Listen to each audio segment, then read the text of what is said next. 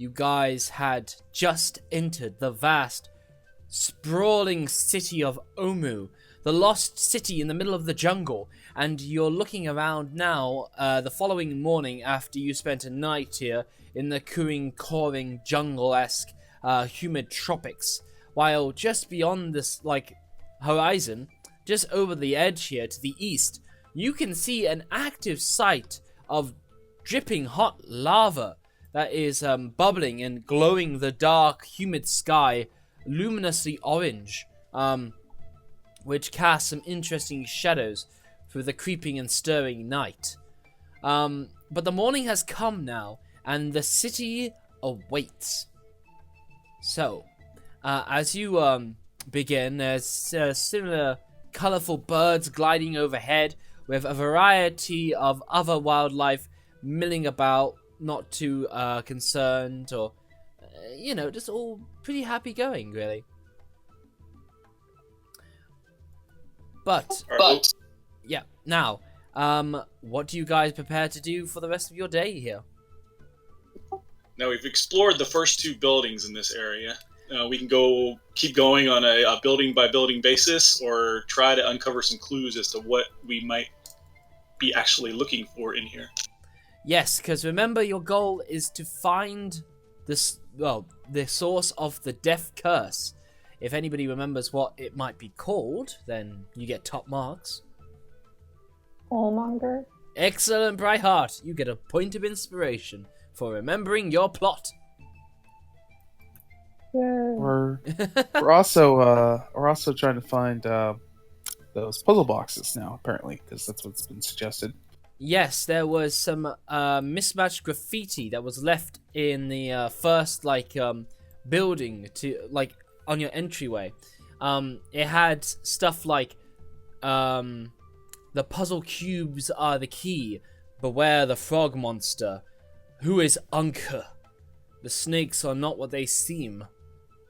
Kubazan equals bravery. Shagambi equals wise. Moa equals question mark. So, very peculiar writings on the wall. I don't know about where the rest of you want to go, but I'm kind of curious about that building. Kind of curious about that very large sort of pedestal thing with a bridge right over the lava pit. Yeah, that's totally That right there? No, the one that's actually closer to us, right over here. Yeah, that's not a bad idea. You guys can pursue that course if you want. Alright, yeah, let's move over there. And I'd like to look inside the building, or whatever that structure is. Okay, so you do a little loop around. Remember that the outer walls to this city basin are something like 100 to 150 feet high up. So it's climbable, but not an easy climb. However, yeah, okay, hang on. I think it's the sorcerer. My voice keeps coming through your mic, I think. I have pushed to talk, so I'm trying to talk every time you start talking. I need to time it. Okay, well, it can't be helped. But as you go over here, you're beginning to see the Great Rift, and a tumble-down ruin clings to the lip of a rift overlooking the lake of bubbling lava. And beneath you can see the massive pit that almost certainly would kill any one of you that might venture over and have a little trip down. Up to the north, you can see a fresh torrential river flow down and evaporate into mist against the hot broiling lava underneath it, billowing huge columns of steam as it does so. Wow, that's a long distance. It is a long distance, but over there you do see a fascinating, secluded shrine.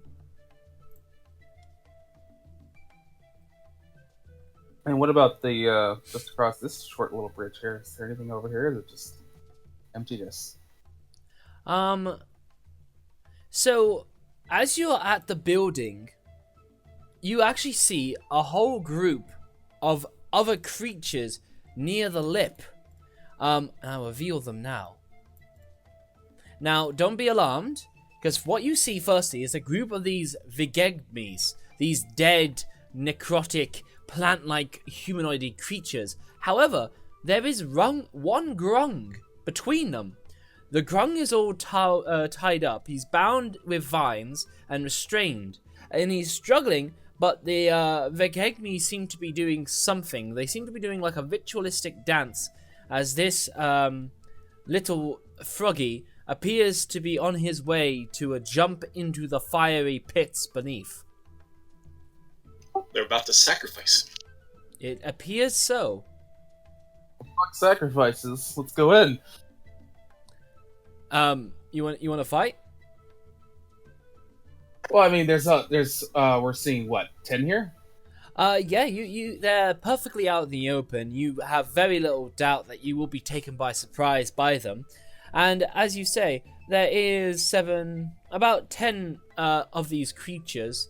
No, absolutely.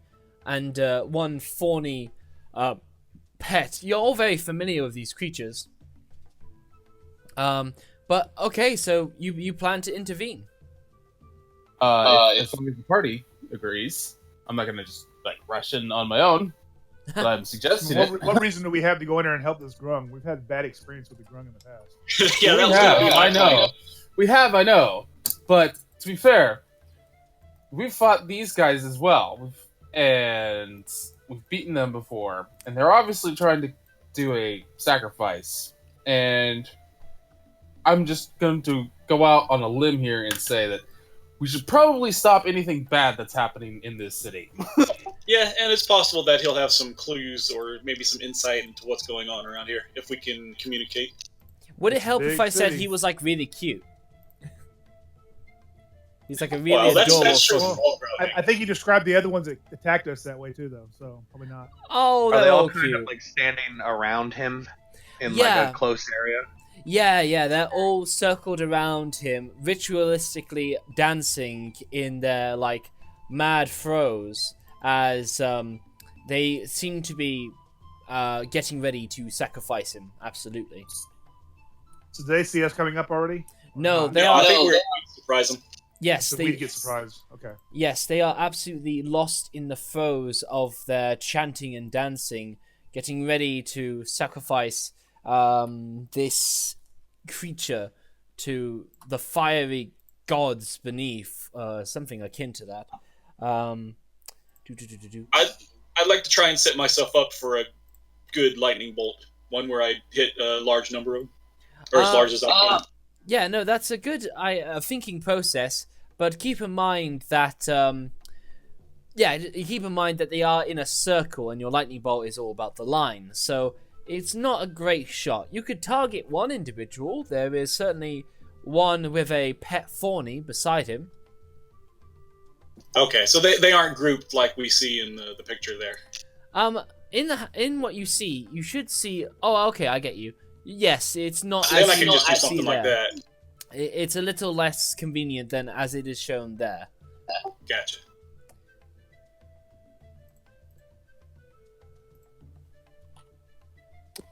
Oh, it seemed like the bard wanted to maybe do a hypnotic pattern. Well, I wanted to read it. I didn't mean to actually show it to everyone. I was trying to just read it. But, yeah, I've K3 cast hypnotic pattern on the group. Okay, awesome. Absolutely. So, I will just deal with one last thing very quickly. And, there we go. Just select this. No, don't worry. Your action is absolutely declared. If I could just... that was a mistake, by the way. If I could just click this stupid... Okay, so I can't. That's good. Okay, so I will move this closer up.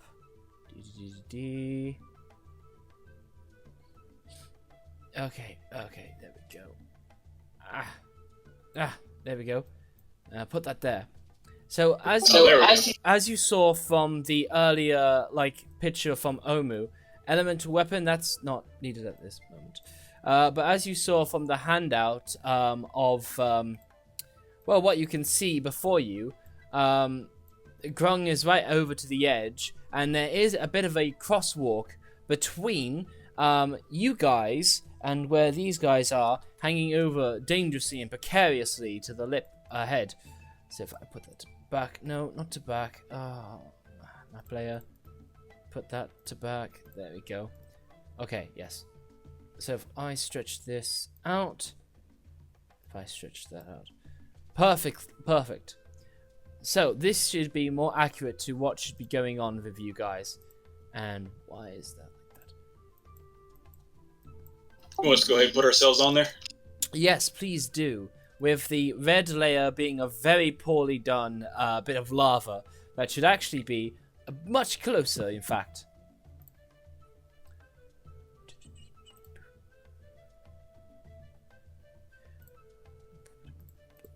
Yeah, the lava should really just be like... Oh, it doesn't want to draw? Okay. But yeah, the lava like begins all the way from like back there. Very scribbled on. I actually like your map. Thank you. It has lots of squares and scribbles on. But yes, so if Kifri wants to cast that spell, then let's count out the range. 120 feet. They have no problem. And then they shall promptly go to make a cube of the effect area, which is a 30-foot cube. So 15 foot in diameter, I believe.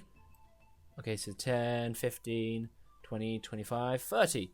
And if we line it up, we can see that it's going to get all of them. So all of these creatures are going to make saving throws right now. Okay,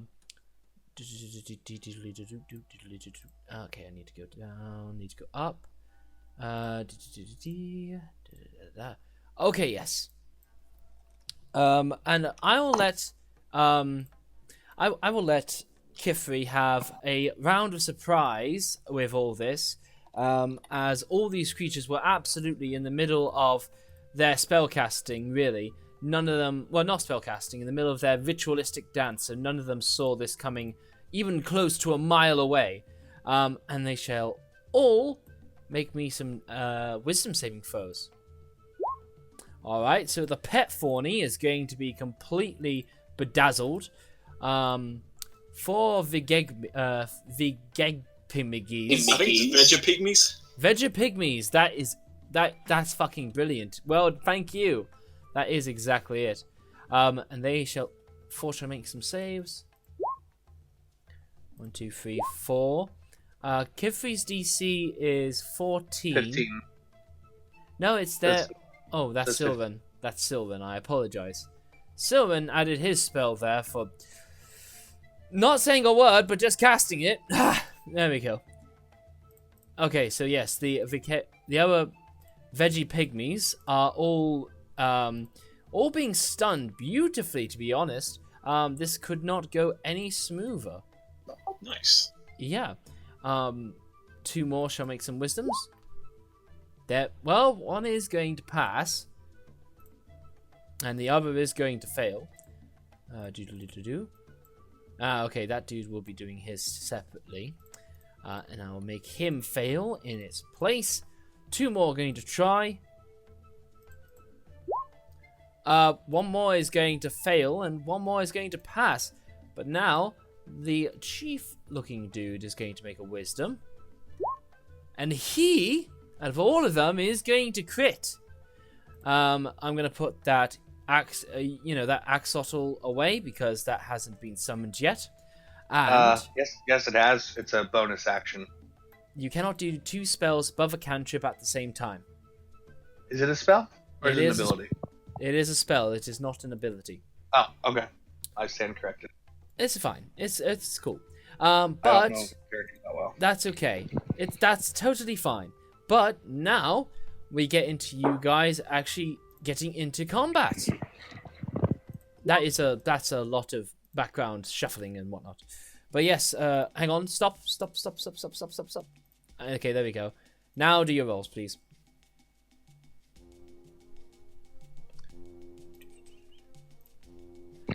Oh, why is that? That is Druid Shifter actually making that bit of noise. Sorry, I was shifting around. It's okay. kitchen chairs are kind of noisy. That doesn't sound comfortable either. The druid shifter was shifting around. It's Oh, actually pretty good group rolls there. Nobody under 14. Yeah, it's pretty sweet. no, I like it. Plus, you already got like a round of surprise and whatnot. So that guy's surprised. That guy's dazed. That Fawny's dazed. So, Brightheart, you go ahead and do your thing. Okay, I'm gonna cast Moonbeam on the chief. Okay, that is this one, and he's one of the few that isn't, like, completely out of it at the moment. So, yeah, absolutely. Roll your attack. Alright, so he's making a con save. He's got some con. He is going to fail, though, and he's going to take 8 points of radiant damage. Is there anything else that spell does? I feel like it does a few bits and pieces extra. Every time a creature... Let me double check. I think it's when they start their turn they take damage. Alright, going to the compendium. Moonbeam. Opening it up. There it is. So, reading out from the compendium that's available to you. A silvery beam of pale light shines down in a 5-foot radius, 40-foot cylinder high cone. Centered on a point within range. A 5-foot radius. Yeah, 40-foot high. Okay, so it's not just him. When a creature enters a spell for the first time on a turn, or starts its turn there. So it won't make that yet. Okay. Plus, what's more, your spell will have a greater effect than you gave it credit for. Because it's a 5-foot radius. And all this available to you. So, if I get... we'll go over yellow. And if I make... basically a 15-foot in diameter sphere for a 5-foot radius. And I put that there. We can now see that all these other creatures are going to be affected at the beginning of their turn. But only at the beginning of their turn. So not this moment. Yeah. That's fine. And then on my next turn, I can use my action to move it around. Yeah, no, absolutely. I will turn this into... Can I turn this into... I can't do jack shit with this, and I can't give you control of it, frustratingly. However, good round. Daddy Dwarf, it's your turn. Yeah, I'm just gonna move up and ready in action. Okay. What is your action?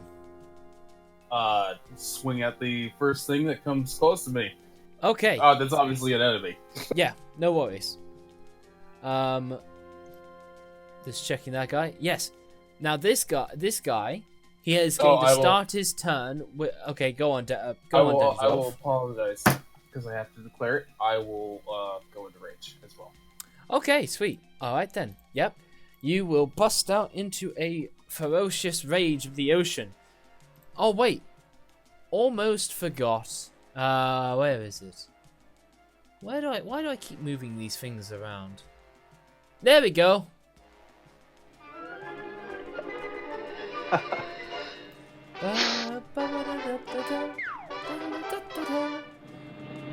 Yep, you bust into a massive rage as you're ready to charge them down with the ferocity of the ocean behind you.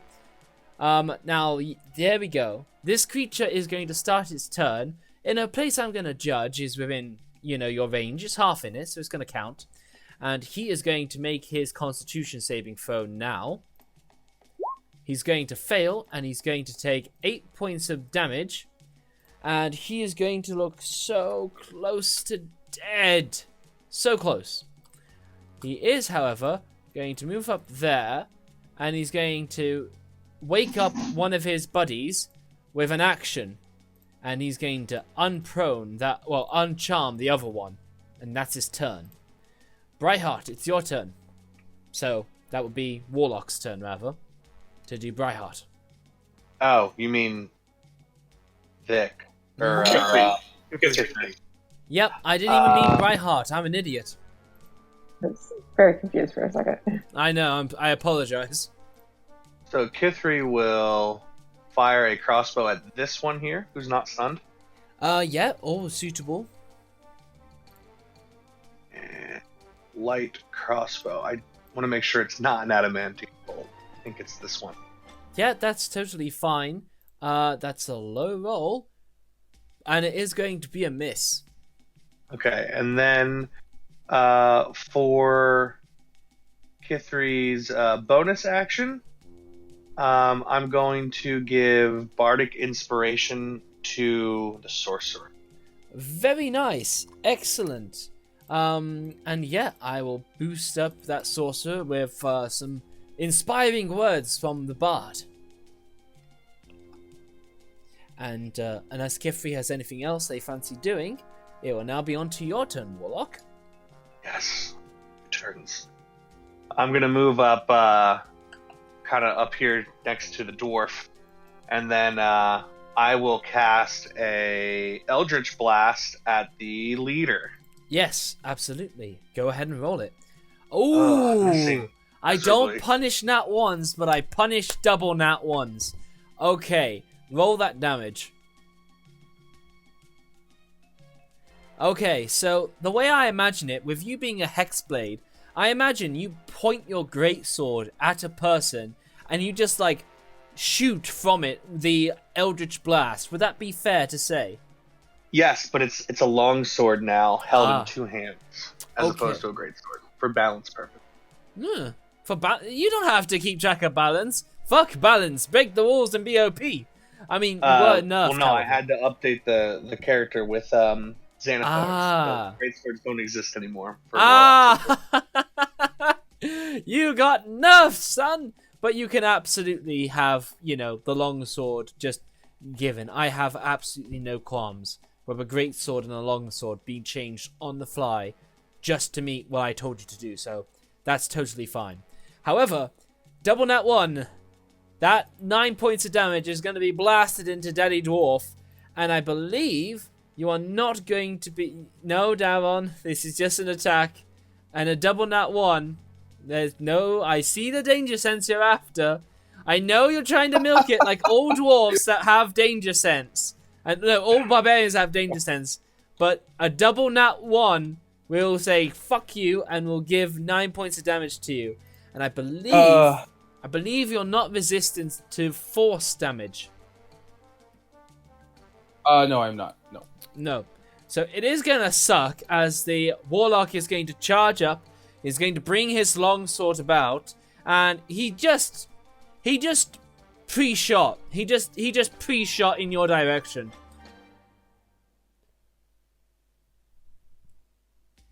Okay, the dwarf doesn't go out. The Warlock just doesn't sigh for a little bit. Yeah. Just stare. No, fair enough. Okay, anything else you want to do, Warlock? No, that is it for my turn.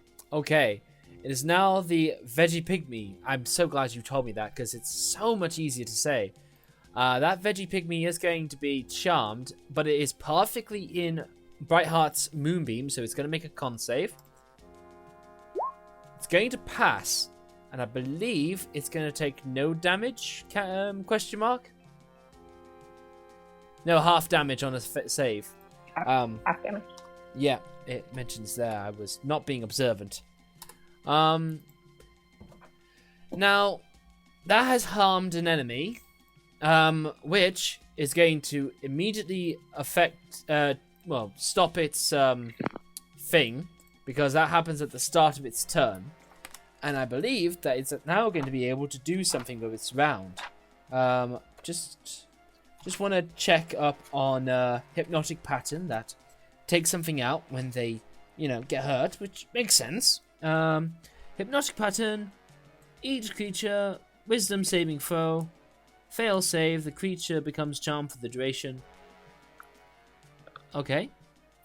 The end effects, if the creature takes any damage, so he takes damage at the start of his turn, and he's going to rush out, and he is going to... Hit by the dwarf. Oh, yes, he is. Oh, man, now he's back and hits the Warlock. Oh my god. I mean, you know exactly what I'm going to do. Roll damage. Wow. So Oh my you god. you take the. I mean, I won't god mod you, but you feel like a part of you subconsciously wanted to repay the warlock back, and you did so in exact measure with Bob. Yeah, I totally didn't mean that. Oh my We're god. on the same team, damn it! Mine was an accident. His was an accident too, I'm sure. Oh my Oh god. yes, it was absolutely an accident. So, a double nat 1 is a 1 in 400 chance. And for you to double nat 1 back is a 1 in 6,000 chance. No, 1 in 1,600 chance. Or maybe And then even to more. roll the exact same damage. Yeah, that's probably even more off the chart. So, I just want you to appreciate how fate has set you up here. Yeah. So the big veggie pygmy, ducking absolutely underneath with, minimal ease, is going to give you a shove attempt, Daron. You have, you absolutely got the strength, but you may roll low, and it's gonna suck if you fail. He has advantage on strength checks when raged too. He does. I know he absolutely has it. Pushed him instead. Ah, yes. Oh yeah. You absolutely nailed it. But I needed you to make it because otherwise that would be... Lava damage is 20d6, dude. Something like that. It's pretty insane. But that is its turn. Sylvan, it is now your turn. Okay, I'm gonna move up just a couple of squares, and I'm gonna do a psionic blast on the leader. Yeah, absolutely. So, I'm at about 60-foot radius range, and I think I measured it to this spot. So. yes, totally. So, like, you summon I'm up gonna your... do that at 5 side blink. Yep, you summon up a mental blast. Oh, did you mean to do it that high level? Yeah, I did it 5 side points. Yeah, that's about right then. That is correct. Damn. I keep forgetting how awesomely OP you can be. But yes, no, so that does 27, and that veggie pygmy is going to be more than bloodied as you assault his mind, tear it apart, cleave it in twain. You just wreck him from the inside out as he, writhes in agony on the ground before you. Absolutely. I'll end my turn right there. All right. Willem, it's your turn. Alright. I think I can do this. You have inspiration still on you thanks to the helpful words of your bard. Yeah, okay, I can attack on the same turn. Alright, so... Ooh. Call lightning. Okay. Spot right there. Okay, so let's have some information on Call Lightning. We'll summon that up. Doodle-doodle-doo. A storm cloud appears in the shape of a cylinder that is 10 feet tall and 60 foot in radius. Okay, so I would ask that you draw this out for me, please. It would just help.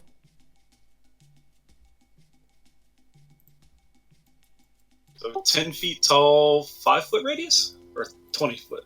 Okay, using the compendium that's accessible to you all you guys, a storm cloud appears in the shape of a cylinder that is 10 feet tall with a 60-foot radius, centered on a point you can see within 100 feet directly above you. The spell fails if you can't see a point in the air where the storm clouds could appear. Okay, cool. Each creature within 5 foot of that point. Alright, sweet. So, I will draw this thing out for you. Oh, you've got it? Okay, it seems like you've begun. Yeah, so it just creates a huge storm cloud, and then I can choose a point for the storm to shoot a lightning bolt. Yep. And anything within 5 feet of that point has to make a dex save. Yep, you've made a sphere. You've made a place with radius of 25 feet, but that's fine. Well, I guess it's 60 feet is pretty big, so I guess we can assume it covers the entire thing. We can assume. You're saying a 60-foot radius. That's like literally 120 diameter. Yeah. Yeah, so it's pretty much the entire map. Yeah, no, I totally follow that. Okay, so, following that again, the spell fails. When you cast a spell, choose a point within range. A ball of lightning flashes down to that point. Within 5 feet of that point, must make a dex saving throw or take 3d10 damage. Okay, sweet. So, they are all going to make that dex saving throw now.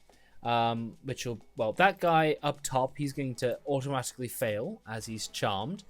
And the one at the bottom there and the one to the side here are both going to automatically fail.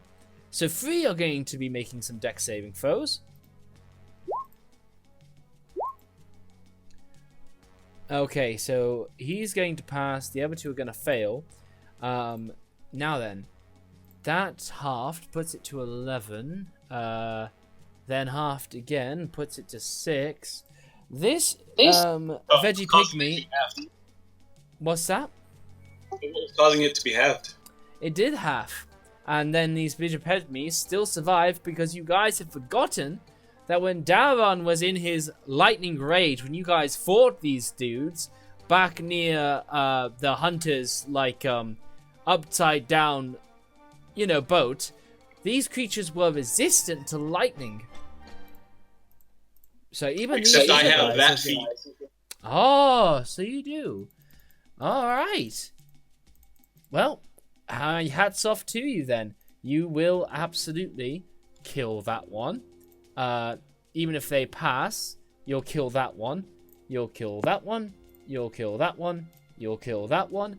And, just for good measure, you'll also be killing the chief off. Oh, and that one's going to die too. Well. Yeah. Fantastic. Yeah, that when you have Elemental Adept as well, god damn it, it can change. You can do some serious shit. It is now the Grung's turn, who's just wobbling around.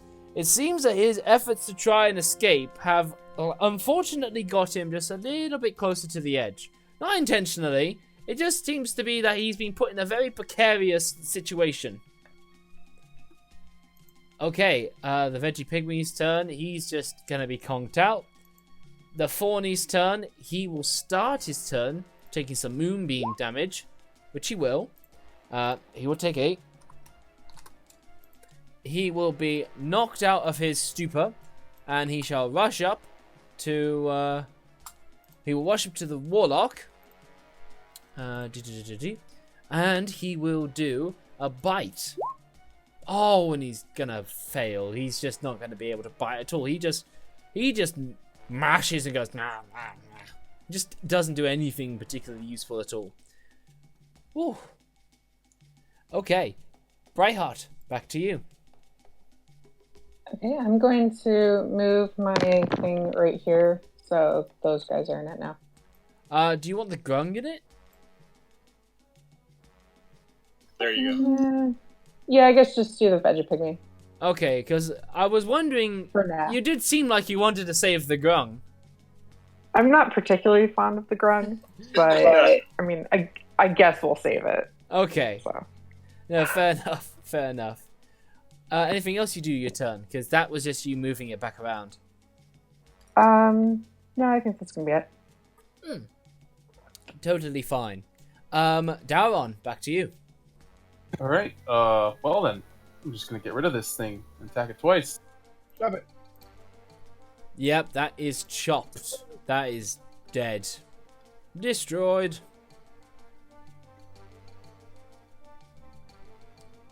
So yeah, you take Bob and you completely cut that Veggie Pygmy in half.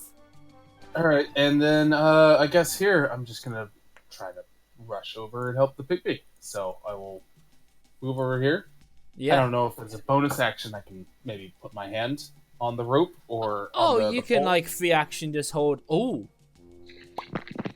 So tell me how you want to get this Grung and how you want to help him out. I want to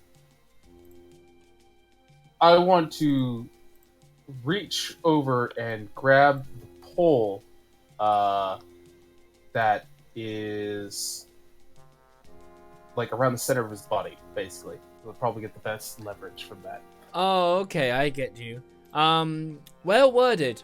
Yeah, so he was tied to a pole, and, that stuck to his back, and he's kind of like a frog on a stick at the moment. So you can absolutely grab that pole. And you do so. Well done. You think you're holding him in place there. Kifri, back to her, or rather Warlock. All right. She will move to here and fire a crossbow at this thing. Yes, the Fawny. That's going to be a hit. Does some damage. And then she'll then cast with her bonus action, Healing Spirit. Yeah, awesome. And what's the range on that spell? If you cast it from their spell slot, you can see it in the description. 60 feet. I think that's correct. Sure, why not? You can summon it up anywhere within 60 feet, sure. But I'm going to put it right here. Okay, that's fair. And you get 1 hit point of healing back. Excellent. Hang on, we'll just make it that bit smaller. There we go. Alright, yeah, awesome. Good round. It's your turn again, Mr. Warlock. I will attack what is this thing called in front of me? It's called a Fawny. I will attack this Thorny. Yes. Kick it over the ledge. I'm not super strong. But you'll get style points. Yeah, but I'll probably fail, and then I'll probably roll double ones and then fall off. So I'm gonna go the safe route and just attack him. Oh, fine. Oh! Excellent. Yeah, that's excellent. So you went the safe route and you did a great crit. The Fawny is very hurt, but it's not quite destroyed. Not yet. Well, I have an answer for that as well. For the second attack. And it's a hit. And you destroy it. And its body flies over the edge. And before it reaches the bottom of the lava, the vegetable matter creature burns just above the hot, fierce, fiery lava. Do I have to re-roll the healing spirit each time? Is that how that worked? We went with whatever you fancy, really. Okay. Whatever's so, easiest to keep track of. How would he doing it? Doing it like this? Yeah, okay. So I started my turn there, so I get the 3 hit points. Yeah, sure. And then I will move my remaining distance 30 feet to here. And that'll be my turn. Excellent. Sylvan, it's your turn. Finish him. Would you remember that this guy was immune or resistant to fire? These vegetable matter creatures are not immune to fire. Alright, let's see here. In that case, I am going to do a firebolt from right where I'm standing. A fire bolt? Yeah. Yeah, I thought so. Measuring that line out, yeah, I thought so. Feet. As you can see from the line, it will cut a little bit across Mr. Warlock.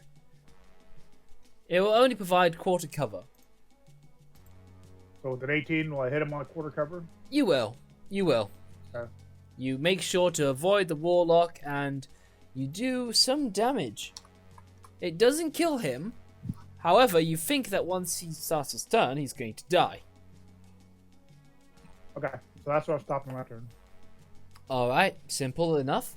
Willem, you could kill the steel. Well, just use my next call lightning charge to blast this spot. Oh, damn. Okay. Yeah. Okay, yeah. So it's constant. It stays up until I dismiss it. Yeah, I mean, he eviscerates in lightning as he is destroyed. And, yeah. Unless you guys plan to kill the Grung, you succeed in saving him. Does anybody speak Grung? That is a very good question. Oh, maybe we'll get lucky and he speaks Common.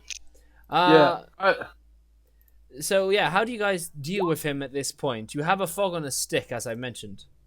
Well, I'm going to pick up the stick now and like move the stick over here Okay. and like away from the ledge. Okay. And so, Frog Fellow, do you actually speak anything that we can understand? He looks at you curiously, and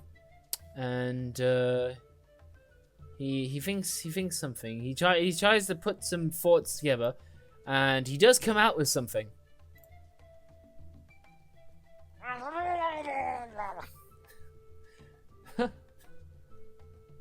Yes, well, whatever that means.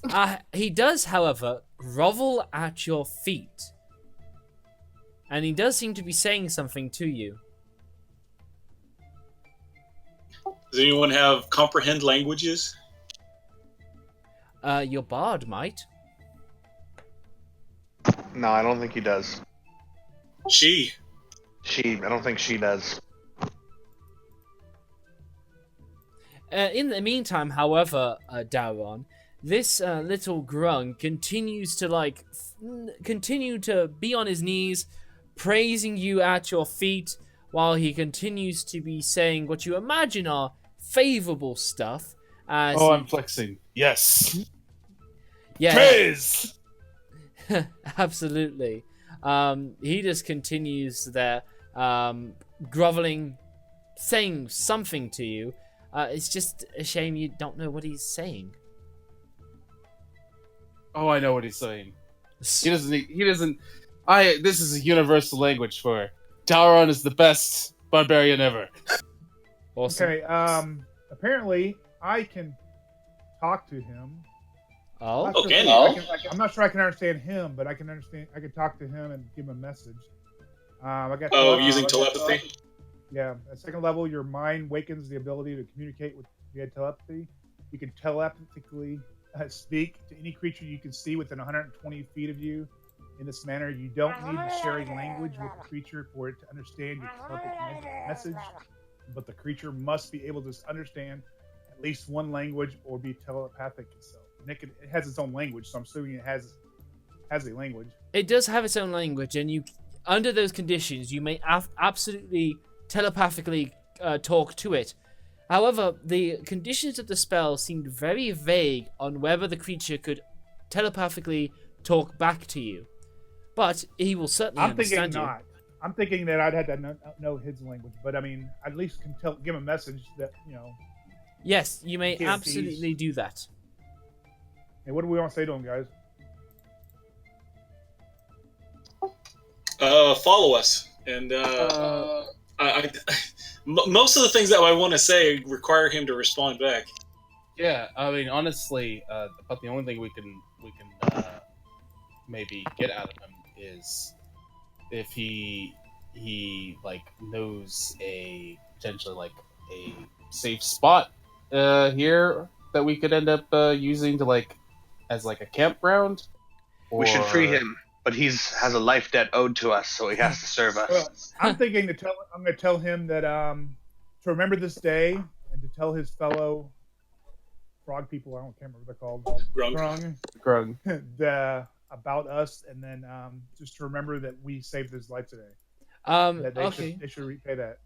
So during this period, he's quietly listening as you telepathically commune to him, and he listens. He gives an affirmative nod, very energetically. However, he then promptly goes off to he points to the northeast, more like the northeast rather, while he continues to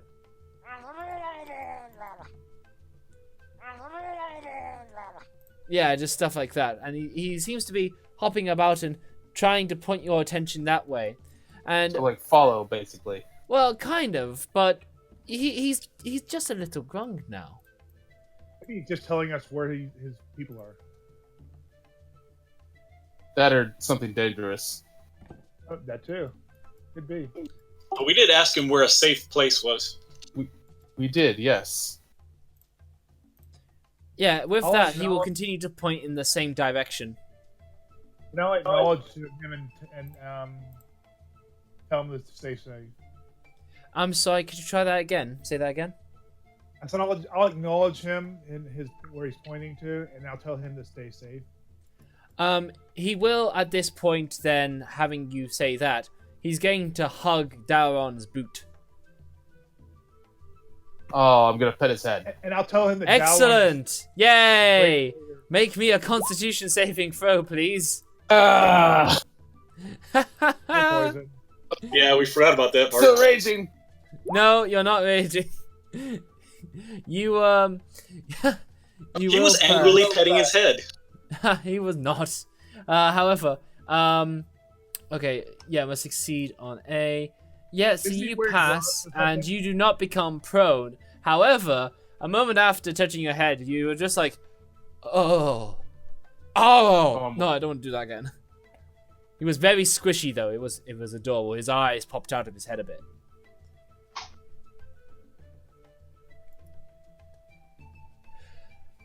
But no, absolutely. And he continues to hug your boot, Dauron.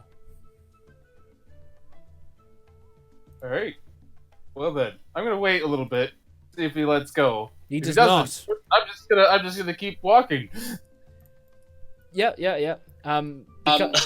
the little kids who drag their parents' legs around. Yeah. And he will continue to, like, if you look down at him, he's going to continue to point towards the northeast.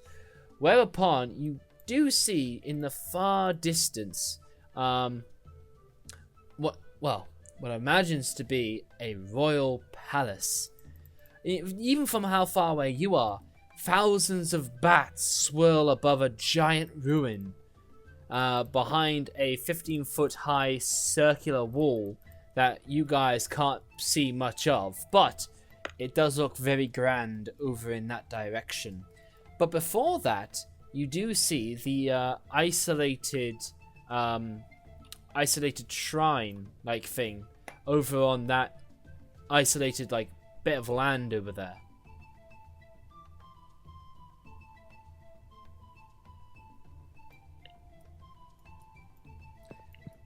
So don't be shy. Tell me what you guys get up to.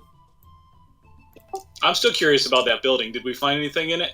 That is a good question. Let's get rid of Grung. Let's go to locations. I imagine we want to start exploring the city here. Yes, I mean, it's clear that whatever to the northeast is more than likely where we're gonna have to end. Yeah, up it's going like this. anyway. Wherever this leads to, the conclusion of this, probably. What time of day is it? This is early-ish morning. This is the start of your day. I mean, I guess we just start at the bottom and work our way up as far as looking in the building. Yeah, sounds good. Yeah, we Look should at this definitely building. check that big complex though to the west on the opposite side of the street. Yeah, the one with the little round dome. Yeah. Yes. Yeah. Oh, certainly. So, like, you It's on the guys... path. You guys carefully make your way, like, around. I'm just after some information now. After some information. Okay, yeah, here we go. So, yeah, all the buildings in here are shaped from limestone. Thick, broad-leaved vines engulf most structures, and you guys, whatever building you explore into, does have some sort of vibrant vegetation growing through it. And you guys can make your way around fairly hastily, more than you might expect. Even if you want to, like, keep a bit, like, careful and whatnot. Yeah. I think we need to keep an eye out too, because if we ran those veggie pygmies, we're gonna probably find a lot more of them in here. Yeah. No, that's very much a firm possibility. That being said, however, there is an interesting statuette. One in, like, this passing house, a statuette made of, like, old Sholton wood that seems particularly crazy to you. Your grung seems to take a particular interest as I will try to get a proper image of it up. Let's see. Yes. Basically, I'll show you the handout of what appears to be a tentacled, huge frog with several eye stalks coming out of its head. And you can see in your handout the frog hemoth. This is a statue? Yes, the little statuette. Okay. See, does the little frog, the grung guy, look at it as like if this is like a religious thing? He looks at it like a religious thing and also like a collectible, this is nice kind of thing. Clapping his like hands together, making little slapping noises as he looks at it with like excitement.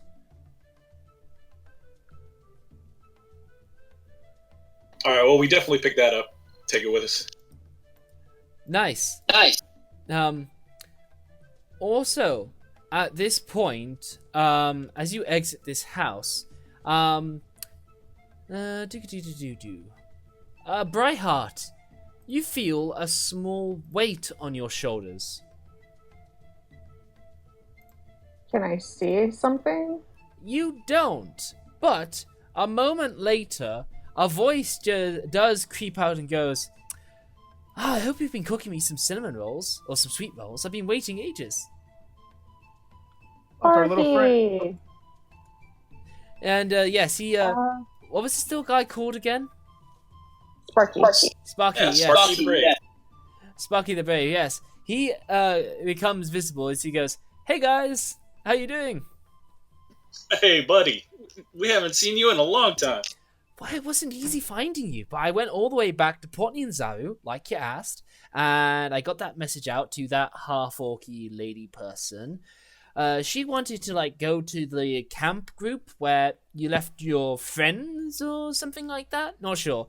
But I took her there, and then all those guys were really mad, like, at you. They were really mad that I ate all their sweet rolls, and I said that I ate them, and they wanted to kill me, but I messed around with them a bit. However, that lady kind of cleared the whole air a bit, and your two buddies that you left with them, what was it? That half-orc person and that other human fighter?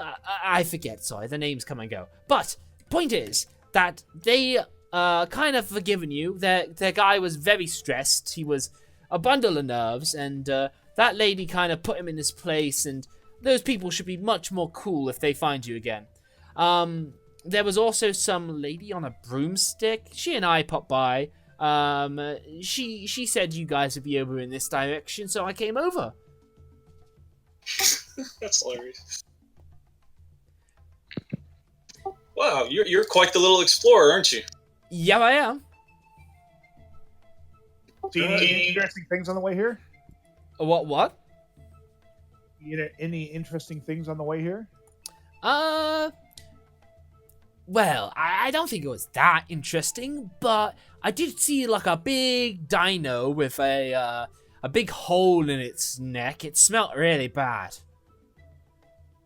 Yeah, those things are the worst. They smell terrible. Yeah, it also had like some zombie legs kicking out of its hole in its neck. It looked really mad. Was it anywhere near here, or was it just, on the way? Ooh, I saw that like a day ago, so it must be very nearby.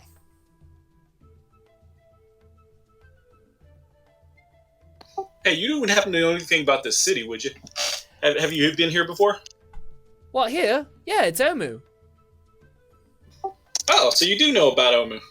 Can you tell us anything? Yeah, I can. Imagine Kithri would be able to offer him some sweets. Wasn't she the one that he's was certainly waiting on that. He's certainly waiting on that. Oh, the honey. He wants the honey. Yes. I will pour a whole bunch of honey from the alchemy jar for him. That's what it was. That's where we got it from. Yeah, so he goes, Ah, good, good, good. I afraid you died, and then I would have had to have, like, found this all up again. But no, thank you. And the little green pseudo-dragon, fairy dragon, rather, which is what he is. He's a fairy dragon with a green coloration. He goes there and he licks at the honey hole, as it is. And he gets all of its contents out, and he like, gives, like, a shivering, like, flick of his wings and tail and scales and whatnot, as he's just like, oh, I hit the spot. The grung is also trying to leap up at him, and the little fairy dragon just keeps, like, flittering around, avoiding him, as he's like, who's your new friend? Oh, that's Billy. Oh, hi, Billy. And the gong naturally says, it really is just the perfect sound. But he's just like, oh, Billy says that his home is over to the top right. Or the northeast. Oh, that's what we figured. We were expecting that. Yeah, looks like there's lots of bad things over there. Oh, do you know the king of the jungle lives here, by the way? I didn't know the jungle had a king. Oh, it does. Look like. He's got big, huge feathers and huge teeth.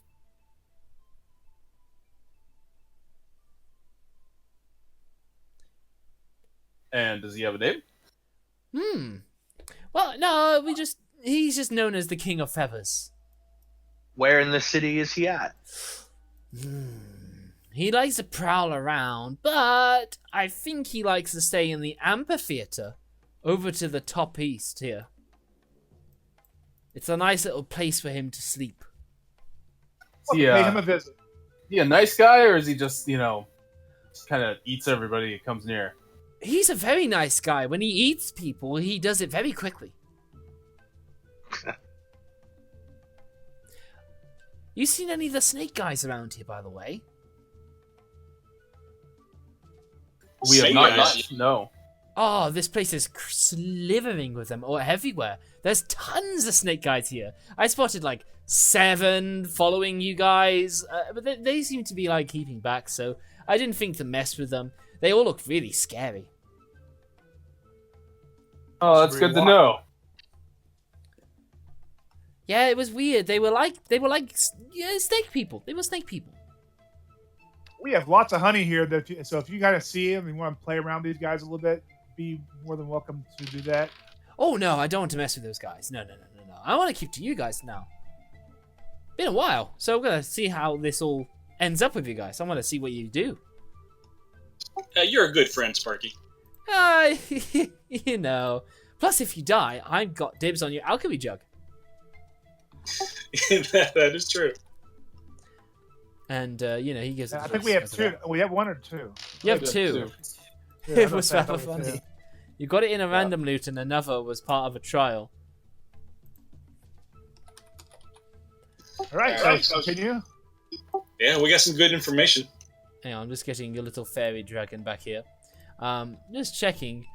Sparky is definitely a... he is a green dragon. He is a green dragon. Little fairy dragon. Oh! Do we have it in handout?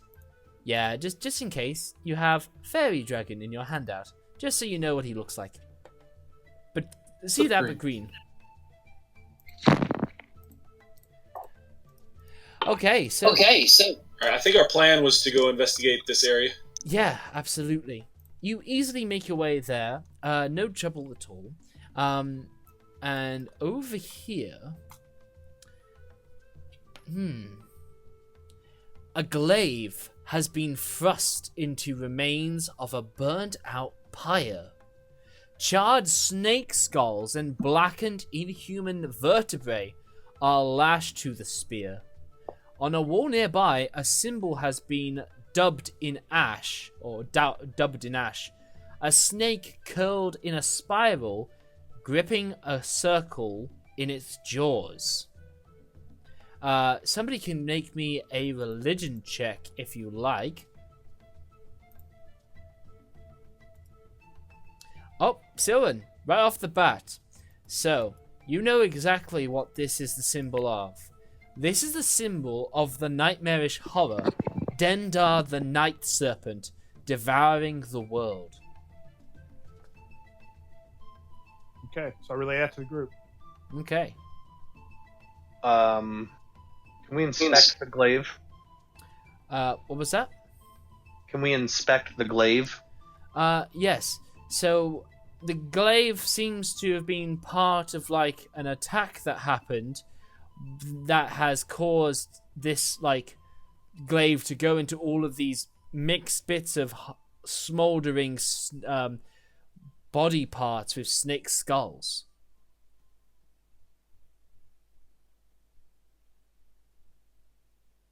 I feel like we heard that name before, the god. Dendar the Night Serpent? Yeah, it sounds familiar. Maybe. So you inspect around the place.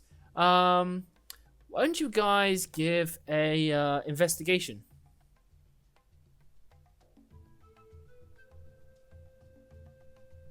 Trained only, or Just whoever. Sylvan yet again. So Sylvan, you can hear some raspy, deadly breathing. Can I tell which direction it's coming from? Yes, you can tell it's coming from the northeast, on the other side of this square, where you see a pile of rubble. With my telepathy, can I speak to more than one person at a time, or just is it one particular person? What are the conditions for who you can telepathy with? I know they have to have a language, but do you have to see them? Did not specify that. What I read was what it said, so I don't believe it needs to be particularly a language or insight. Can you link it in chat? Well, no, it's my group with me. That's all I want to know. Is my group all around me? I can see them. Yeah, your group's all around you. Nobody has run off in the dark or anything like that. In telepathy, I'm going to tell them what I just, that I heard the sound up there in the north, just in case it's a trap. We can be on alert without making any noise. Just tell them to be quiet and just what I heard close by. Maybe someone could stealth around and see, scat it out.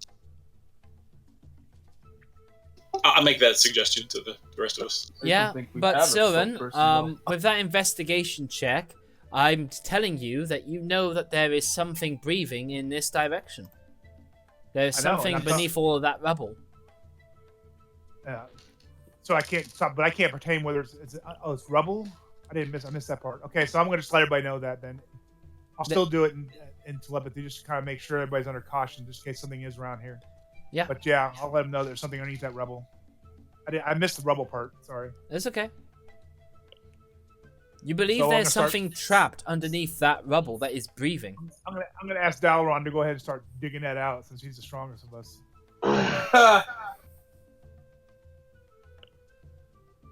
That was just a laugh, but is anything going to be declared? You always have to ask the strong guys to go first, huh? Well, I mean, I'll help dig, but I'm not gonna be able to pick up much stuff. I mean, I think we all could probably pitch in and pick up a few things here and there. First thing I'm gonna do is I'm gonna throw a rock at the rubble pile, just to see. The rubble does not react in any particular way. Well, I'm fairly strong too, though, so I guess I can help. I'll help you.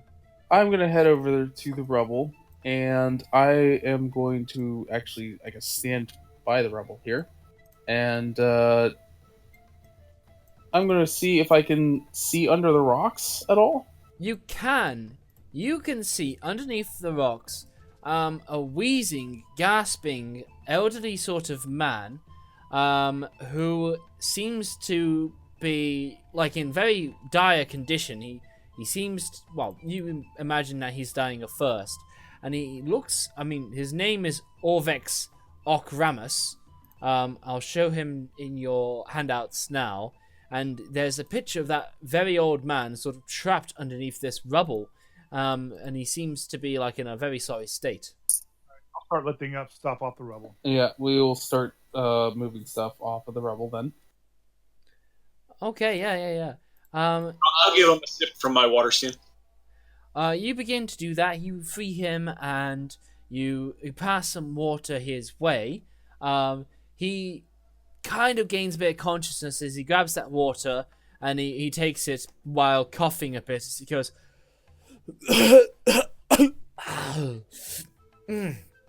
Oh, who are you? Who are you, Zai? That was "Who are you?" for those who missed that. We're just a party coming here to see if we can solve the death curse here. I'm gonna Curious, look at how long have Daddy. you been down under the rubble there? I'm gonna interrupt Daddy Dwarf when he says that, and I'm gonna say, "Now, don't be modest. It is I, the great Lucian Licarian, and my traveling troubadours." Okay. Deception. I think nothing you've said there is particularly wrong because I don't know what a troubadour is. What? Why? A musician. Oh, right. Musicians, entertainers, basically. He's in such a bad state. He will believe you. He's just like, fine, whoever you are, just please let me just have my fill. I really appreciate it. And Well, I demand to know what you're doing here. You demand. Jesus. Okay. Yeah. So he goes on to say that I was here exploring the ruins. Of course, I was here interested in the legend of the 9 gods, the 9 trickster gods, and I'm, like many who come here, interested to find the secrets lost within the ruins. Ah, we're here for the same thing as well. What have you learned? Not much. When my friends and I came as our group, we were ambushed by a bunch of the snake-like creatures that dwell here. My magical friends set ablaze some magical fire blasts, and I was caught in the crossfire. So they just left you? They thought I was dead, I imagine, if they weren't dead themselves. I got trapped in the rubble and I didn't see what happened afterwards. So are you a mage then? Wizard? I'm a scribe. I do paperwork for individuals. I am no real adventurer, but aside from a seeker of truth and knowledge. Ah, well, it just so happens we are short one scribe.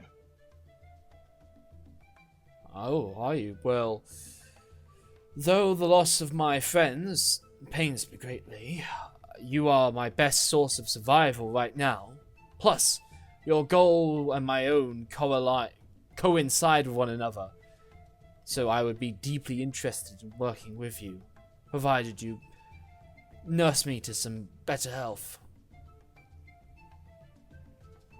Well, we have plenty of water, and I don't know. Does Kithri want to attempt to heal him at all? He We have does a look few like people he that can needs some heal. Yeah, he does look like he could do with some healing. Silrin, Brightheart, and Kithri are all healers. Well, 2 out of the 3 are here to be able to declare any healing they want to bestow, so... I'll use my good berry spell and hand him some berries. Yes, awesome. That makes 10 berries, right? Mm-hmm. Yeah, it's 10. It's up to 10, really, but you would make it obvious. No, that's cool.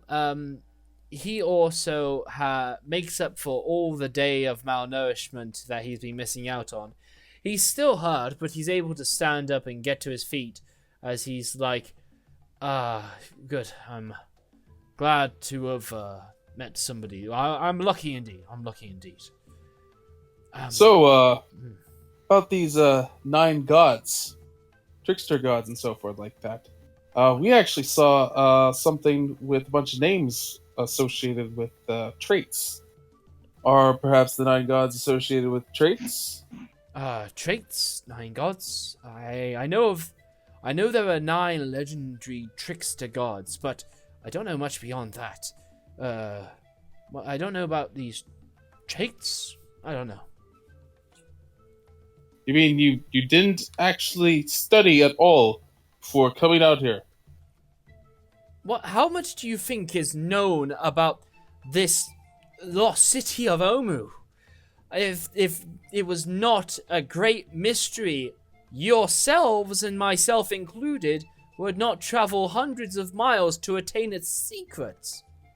You do understand but surely, that, right? surely you would know something about the gods, right? I mean, they say 9 trickster gods, but is there any information on the trickster gods? How do we know they're even real? He will just scoff at you as he's just like, that is why I am here, to learn. I'd like to see if he's telling us everything he knows. Absolutely. You can give me an insight check. I did. Oh, sorry, I see. He is being very honest. He does not know the full story of the 9 trickster gods. He is here to learn, and he is deeply intrigued with what they're all about. The wrong scribe. He is getting very annoyed by this. He's just like, all scholars seek to learn. It makes the most sense that they are to be naive to these things until they discover this knowledge firsthand. You and I are no better to one another. And we want to bring this guy with us. I say that out loud. He will just be like, yeah, your opinions aside, mind you, I doubt you won't find anybody here who knows old Cholton better than I do. Yeah, I guess I'll have to do. He will just scoff, he will shake his head pessimistically as he goes, I guess I will have to do. He just says with sarcasm. But he is still grateful that you have saved him, despite the insults you so clearly aim his way. Now, you guys, as you're dealing with him, something does emerge from over the distance.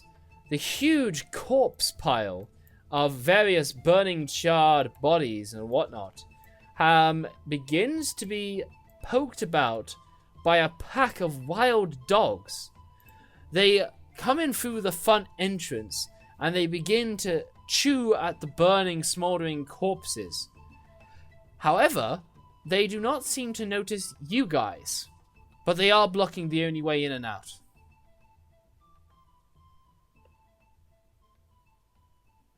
Unless you guys seek to climb. Guess it's time to do some extermination. Maybe. No. No. I'm gonna... Too soon. Well, yeah, I got thinking. Sorry about that. Oh, I wasn't even thinking about they that. I was gonna give an animal handling check and see what I can do. That's worth a shot. Absolutely. And I'd like to use my inspiration to switch that to the 21. Absolutely. So these are just hungry dogs. They're here as a pack. So long as you don't threaten them, and maybe if you add a little bit of magical tinkering just to make sure that stays the case, they won't give you any trouble whatsoever. That being said, however, Orvex does go, well, hang about here, and he pushes a stone in the wall beside that looks quite weak as the limestone setup begins to crumble as a pathway opens up as he goes, the same blast that buried me looked like it dealt a blow to this wall. We can just go out the side here. Hey, maybe you're not so bad after all. Oh, I don't agree with that. But go ahead. Well, that's a good suggestion. We will. I mean, I'll still check it just in case there is a trap. There is no trap. It's a broken down piece of wall. All right. Well, then let's go through the wall then. Yes. Now, on the other side, you do see another shrine. I'm just setting the details up now. I assume it's this building you're talking about? I can't see it at the moment, but yes it is. And I'm just going to reveal the areas now. Get some of this. That added. Deep. Just 1 second. Almost done. Okay. Yes. So, over to the other side, you can see a lovely, like, little bit of a shrine, and I'll describe that very shortly. Okay, so before you, a rectangular pool of murky water stretches before this vine-draped shrine. Rope bridges that once spanned the water float on the surface, tangled with other debris. The shards of a toppled monolith form stepping stones to the middle of the pool, where a statue of a stone frog rises above the water. On the map, it looks like a scared face. It does. It does indeed. How far is the drop down to the water? No more than 5 feet, I believe. Okay, Yeah, about so 5. easily climbable. Oh, we can. And It's actually 6 feet deep, rather. So a 5 feet drop, and then it's 6 feet deep. Enough that you guys would have to float there a bit. And are Any those movement in the stairs? water? What's that? Oh, Any movement in the water? Daron, that 20. You can spot a set of eye stalks around, sticking out of the pool. Not a concern at all. However, because you've seen it recently, you recognize these eye stalks as the statuette you found in a house prior. Oh no. Oh shit! Okay. My question is we have this frog, this little grung with us. Yeah, he liked the statue. He was How's like, he gonna react if we have to fight this thing? Yeah, he. That is a very good question. We should take the statue out and see if we can maybe show it to the eye stalk. Okay. Or I'm not gonna do it. Like, I'm not gonna walk right up to this eye stalk, but I'm gonna be sort of sure to put your characters show it. around here, please, for reference. I guess we're coming from the east. Yes, you are.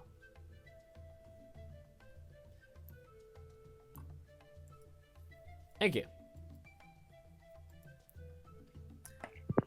And you've also got a Musharib, who I must remember. I really must. Why is he in the GM layer? That's not right. You also have a fairy dragon. And our little grung companion. Yeah, you have a little grung companion too. You got all the companions now. Achievement unlocked. Yay! Yes.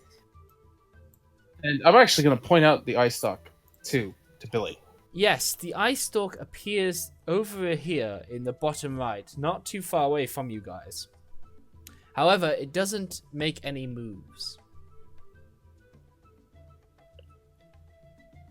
After I've pointed out the eye stalk to Billy, does he do anything?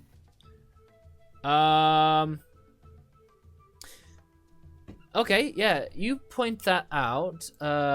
Billy the Grung will make a perception check. With advantage. He is going to spot it. Okay. This is an interesting situation. Okay.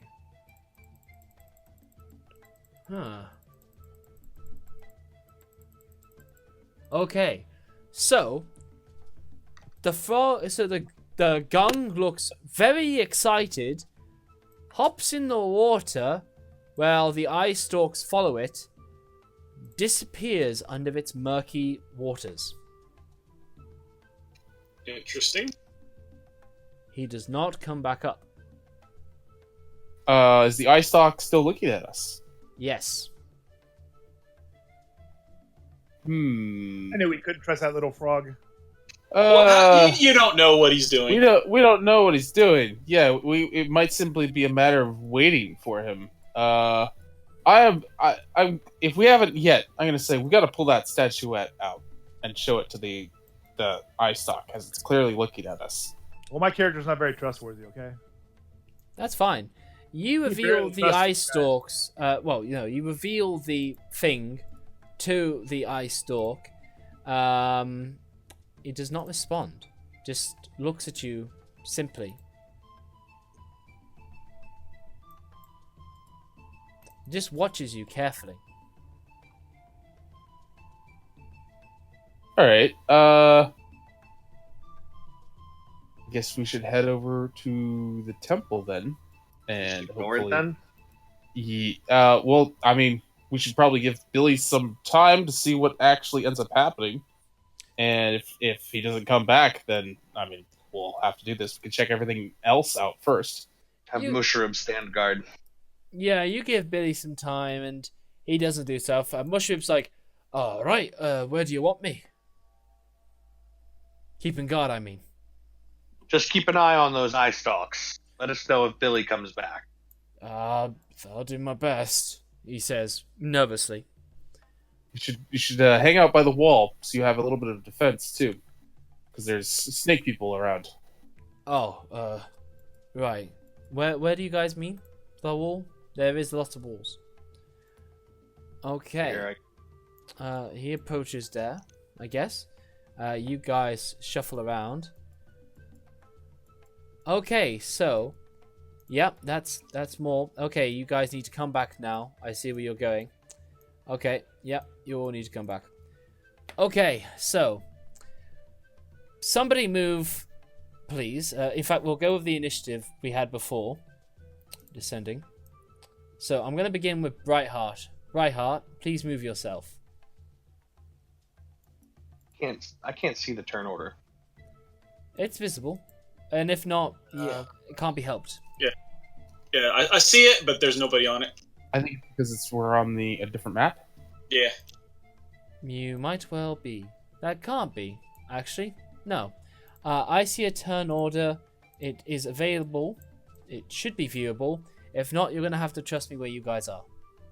Okay. Yeah, the window's there. There's just no names on it. It's there. But Brightheart, please. You first. Oh, I moved. You moved where? Here. Okay, you're in line with everybody else. Daron, your turn to move. Okay. Is this a hole in the wall right here? Very tiny hole in the wall. Not enough to squeeze through. Okay, fair enough. Maybe to smash through. If that's the case, I'm not gonna smash anything yet. So I will go over here and take a peek through Alright. the wall. That space does seem to be big enough for you to go through. Can I see on the other around the corner here? You can see the building on the inside, and you can see the wall that it is made with. This tree here. Do I see anything up in the tree? No. Aside from tropical fruits, a colorful bird or two, no. All right. Well, then I will step inside. Excellent. Right then. Thank you very much. I will now reset this. Okay, and I'm gonna pause that. Now that you have entered the grounds to the shrine, the froghemoth gets its many tendrils out, and it begins to charge after you guys, bringing its dank, horrid breath with one little froggy clinging onto its back. And we shall take up our initiative. Told you. Yes. How about that? Okay, that's no sound at all. We'll go with that one. There we go. Okay, so we will start from its initiative as it comes out. The frog seems to be like... Well, it seems to have an expression you're not quite used to. But the frog Hemoth lurches out. And it will begin to, like, make its way to you guys. Oh, damn. Oh. Interesting. Interesting. But first, yes, let's get on with it. Okay. Alright. So. Yeah. The frog Hemoth will begin to lurch its way through the water. Coming up to here. And will lurch its way out as it faces all of you guys. I'm actually going to stick in the water just a little bit. Firstly, it will make a tentacle over at Willem. It will roll a 24 against you, Willem. That doesn't hit. That doesn't hit at all. Nope, didn't think so. You are now considered grappled. Okay. You will take 20 points of bludgeoning damage from the tentacles as it lashes out at you. How are you looking? Are you bloodied? You look bloodied. Well, there goes half my health. Yeah.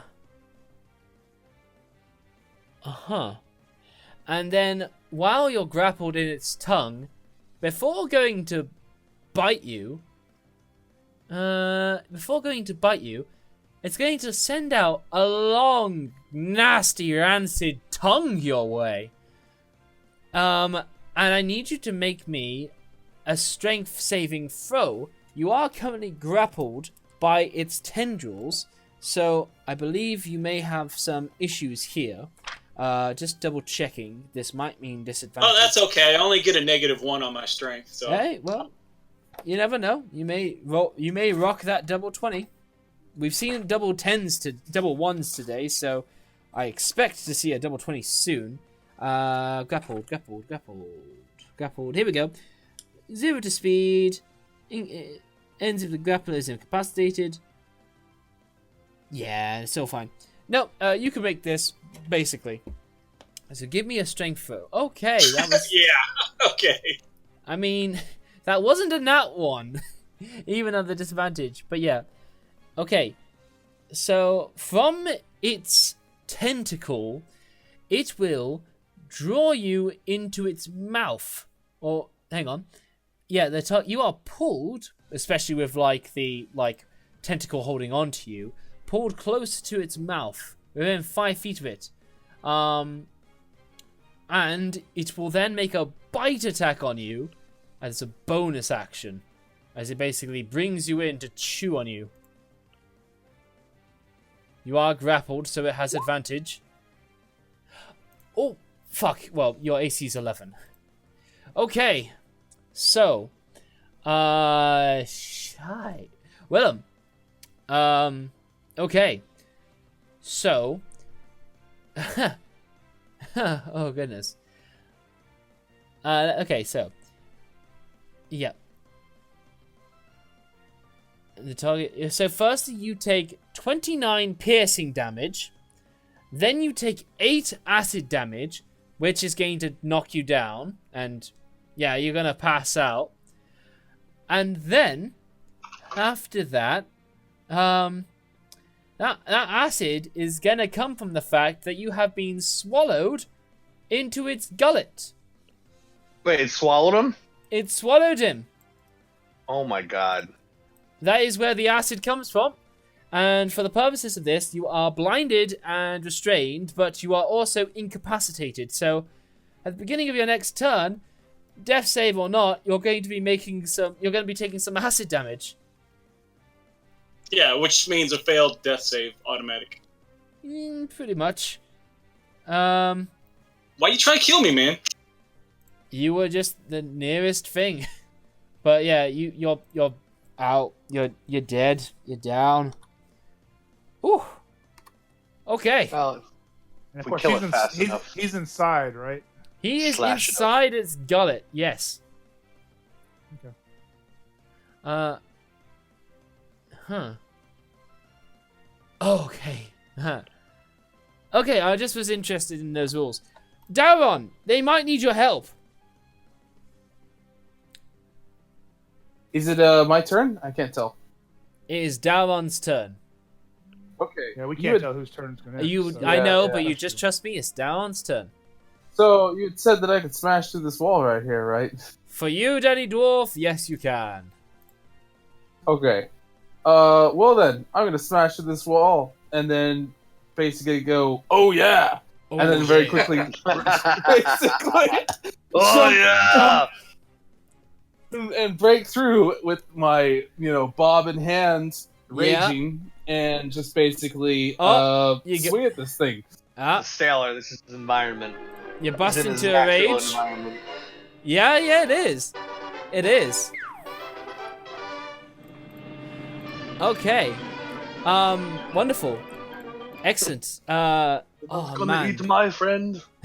The fact that Willem is down, given what I'm reading, is amazing. That is a hit. That is a hit. And I am gonna try to focus all of my attacks on this thing's gullet. Absolutely. Yes. That is a good sum of damage. You slice across through it. That's another hit. And that's also an excellent sum of damage. But, yes. Now it's going to make a dex save. It fails. And something interesting happens. So. Okay, until the end of its next turn, its speed is halved, its AC has been reduced by 2, and furthermore, and its dexterity saving throw is going to fail. It can't do its multi-attack, and on its turn, it can use either an action and bonus action, but not both. Because what has happened is, as you're frying this frog, it jitters like no creature you've seen before and howls out in a frantic sort of desperate shake.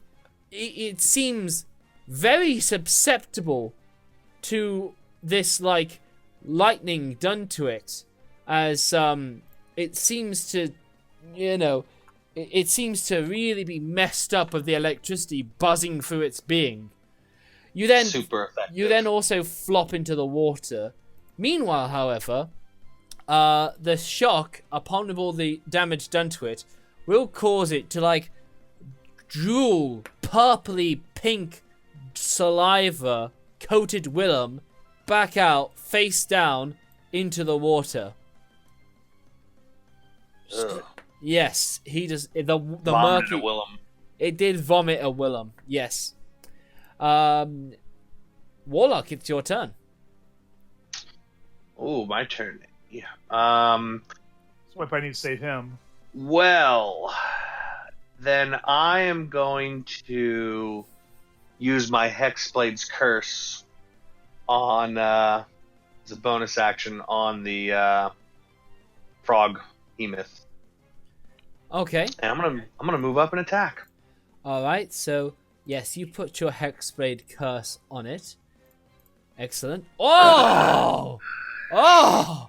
Can you still pump your blade with damage? I can if I use a spell slot. Yes. I feel like now's a good time because you'll be yeah, double the because it damage. gets crit, right? Yeah. Actually, no, I can't. It's considered there's a spell that does that, so no. Your I can- DM's telling you that your spell damage can be critted. No, it's a bonus action to do it, and I've already used the bonus action this turn. Why? the hex. What with? Oh, hex. Okay, fair enough. I used the Hexblade's Curse No, for the, so fair I can enough. do it. It's a bonus action. Yeah, I get you. Okay, you still do a good sum of damage. How much does your hexiness add to this damage? Oh, you've got it's it. all calculated in. Nah, excellent. Yeah, so that does a good sum. This frog is getting quite hurt, actually. And I'll attack again. Yeah, shit. That is going to be a hit. You figure Excellent. that it would have been stopped in some of its tentacled defenses, but with it being still so jarred with the electricity that had coursed through it, that is a hit. And yeah, the Foggy Muff is looking very bad, with black blood seemingly seeping from out of its green skin. It is Kithri's turn. All right. Kithri will. What would Kithri? Kithri will shoot a light crossbow. Okay. At the Froghemoth. That is going to be a hit. It's going to do some damage. And then Kithri will cast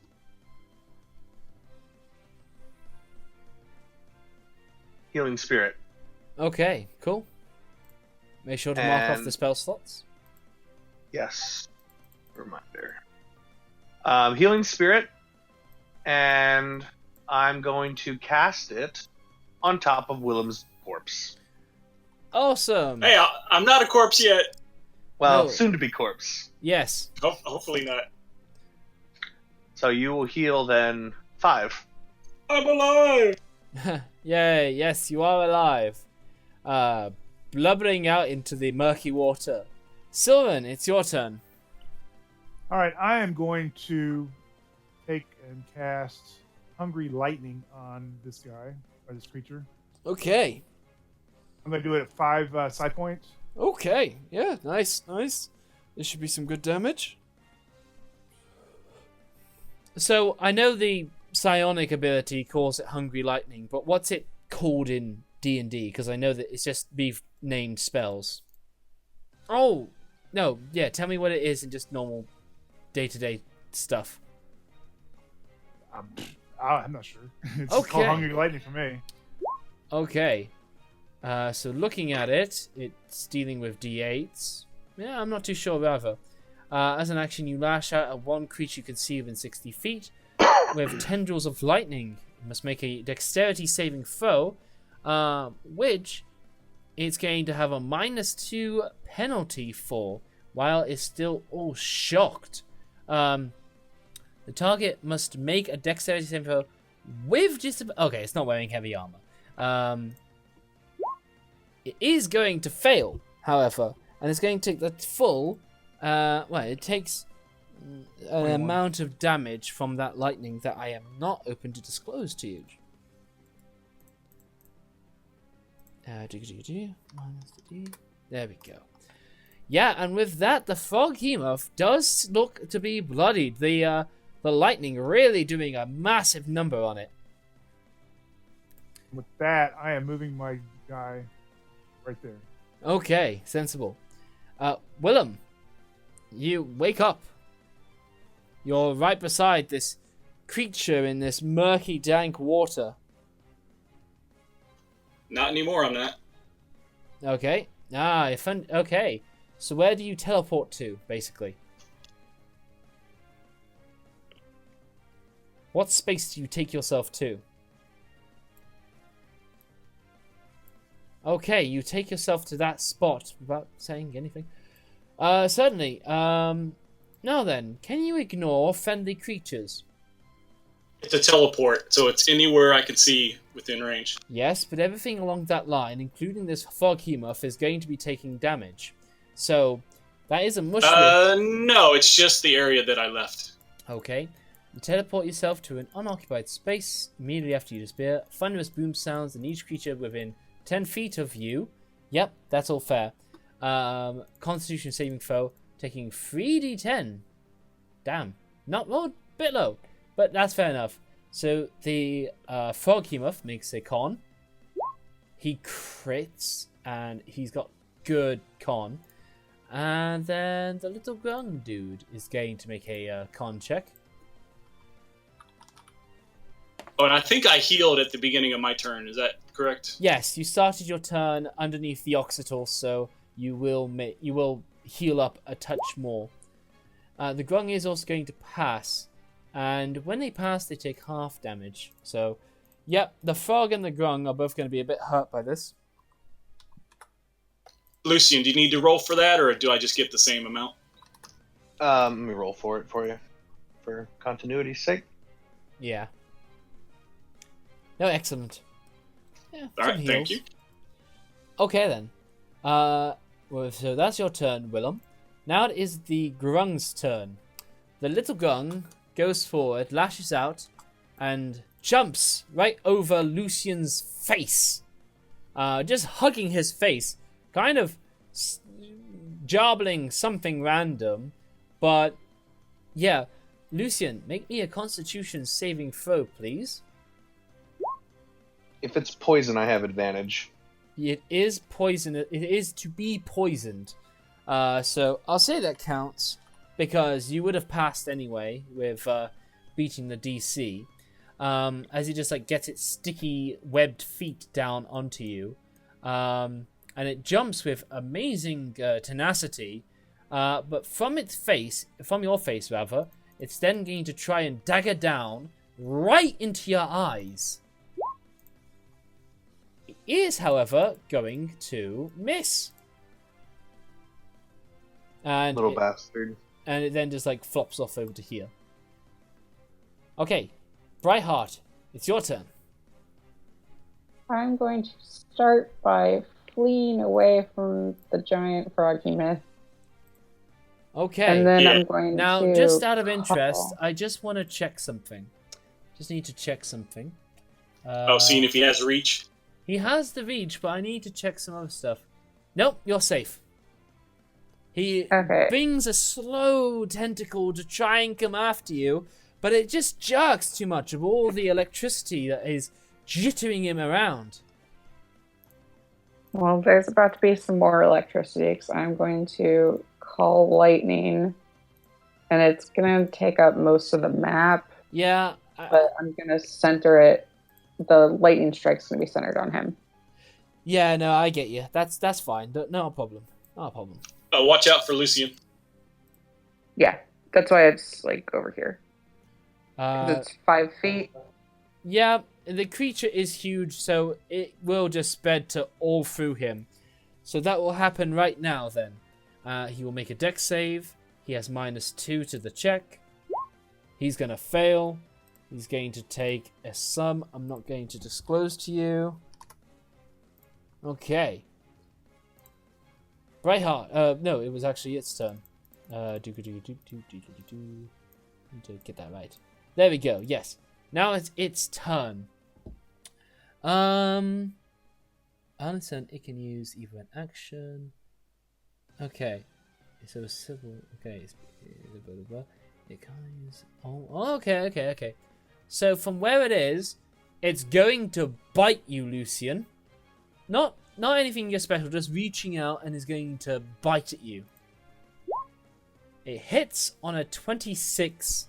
You take 21 points of piercing damage and 12 points of acid damage, and you are going to be eaten. Put right into its gullet. There's no save against that? There is not. No, you are a medium or smaller creature, so you are right in there. And for the purposes of what we're dealing with, you are considered blinded and restrained. And you also have total cover from any kind of attacks. As you're inside its gullet, you're inside of its belly, being acid and churned up. Okay. But you are still conscious, so you imagine you can thrash your way out of this thing. And that is its turn. Well, actually, with the lightning that is going on, it's going to move over to here. And it's still going to be in Daron's attack. It's just moving. It's trying to move a bit away from the lightning that's going on. Until the end of its turn. Yeah. Okay, cool. At this point, it kind of looks better from how it was the round before. But Daron, it's your turn. Alright, I'm gonna shout at Sparky. What the hell is Billy saying?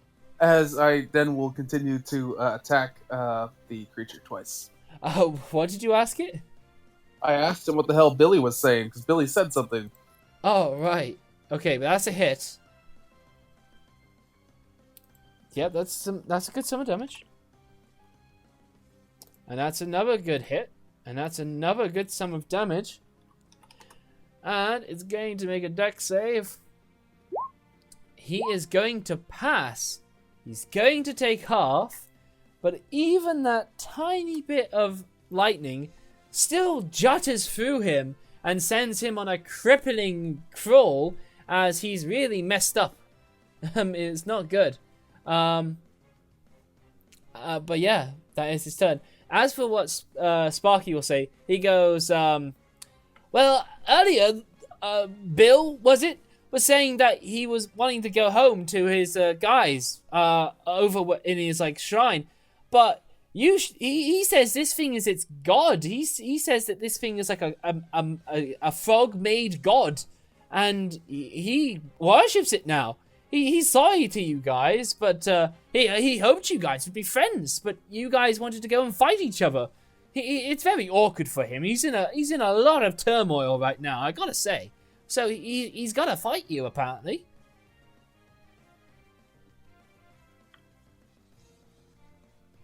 I'm gonna sigh and look over at the scribe and go like, you can't find good help these days. What was that? You can't find good help these days. Lovely. Well, let's see what happens when we kill his god. Okay. It's Brightheart's turn.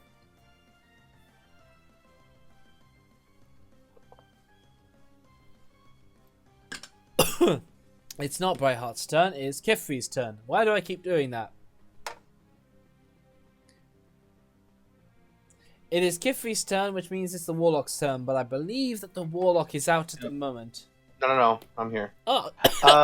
Okay. All right. So, is anybody damaged right now? Oh, yeah. You are.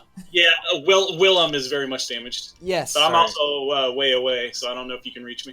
Yeah, I think this thing can move 30. It can. So, I'm just going to move it. It can't reach Willem, but it can go inside the frog hemoth and heal you. Okay. It's immaterial. It's a bit of magic, so it can go right into its gullet, and he gets a healing you. That's pretty handy. 1. Yay! Well done. And then for Kithri, he's going to use. What does he have? Ooh, that could.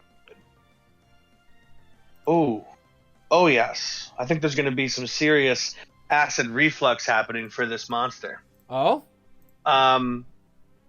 Lucian is wearing scale mail. I think Kithri is going to heat metal on the scale mail. That's ingenious. You get an inspiration for that kind of thinking. I really do give you props to that.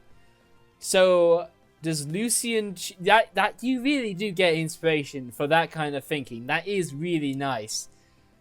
However, are you going to just try to make a con save, or are you just going to take it? I'm going to let it happen. I'm a tiefling. I'm okay against fire. More so than a frog is. Okay. Are you immune? I'm not immune. I'll take half. Okay. Okay. Oh, no. Okay. So its gullet and insides bubble as it's all a very cold-blooded, amphibian-like creature. So the heat metal kind of heats up the freezing cold water of its acid, but it does hurt it, and it takes some of damage. It, however, is on board with this. It doesn't begin to regurgitate you. If anything, it just lets out a low misty burp, basically. Okay. But I absolutely applaud the thinking. It's just I applaud the thinking. But yeah. Anyway, yeah, you take a sum of damage too, and no, awesome. It's now your turn, Lucian. So can I attack from in here? Well, firstly, you begin your turn with the oxys all around you, so bit of healing. Yes. So am I able to attack from within? You can. However, you are considered blinded and restrained, so we'll go through the following. I'm definitely not blinded, because I have Devil's Sight. Despite that, you are going to be blinded. How? You're going to have raw flesh put to your face inside of this gurgitating, revolving thing. Even if you can see through magical darkness, this is a case of, like, literal material blocking your face. Acid going into your eyes and, like, spilling over and frothing over that causes you to see stuff. You know, this is not a magical hindrance. This is a physical hindrance keeping you blinded and restrained because you're trying to maneuver from inside of this creature's gullet. So am I able to attack? And then if I do attack, what does that look like? Like, what are the rules for this? So the conditions explain the rules. So a blinded creature can't see and automatically fails any ability check that requires sight, but don't worry because we just want attack rolls. Attack rolls, despite being made from here, are made at disadvantage because they're blinded. You can attack anywhere and it help the creature, but you know whether you can adjust yourself correctly is the question. Now, as for being restrained, restrained, speed of 0 makes sense. Attack rolls against you have advantage, but it's never going to attack you. Attack rolls to this Foghemoth have disadvantage, which is already in place. And you have disadvantage on dexterity saving throws. So the only thing you need to take away is this disadvantage on attack rolls. And that's it. Okay. Then I will attack. You still have your Hexblade in action, so it may cover that disadvantage. Yes, you hit. Do you get any... This is curse damage too. DM's advice says that if you want to go out, you may need to bust it of a spell slot. Okay. I'll use my second attack now. Okay. Hang on. You don't need to spend a spell slot. Never mind. If this attack goes through. First, you do a great sum, slashing at its gullet as you pierce some organs, and now make your second attack. So, even at disadvantage, this is still a hit. And, yes. So, its insides bleed as its own acid singes over the huge, massive cuts you left with your longsword. And the Foghemoth will basically gurgle uncomfortably as it spits you back out prone over here.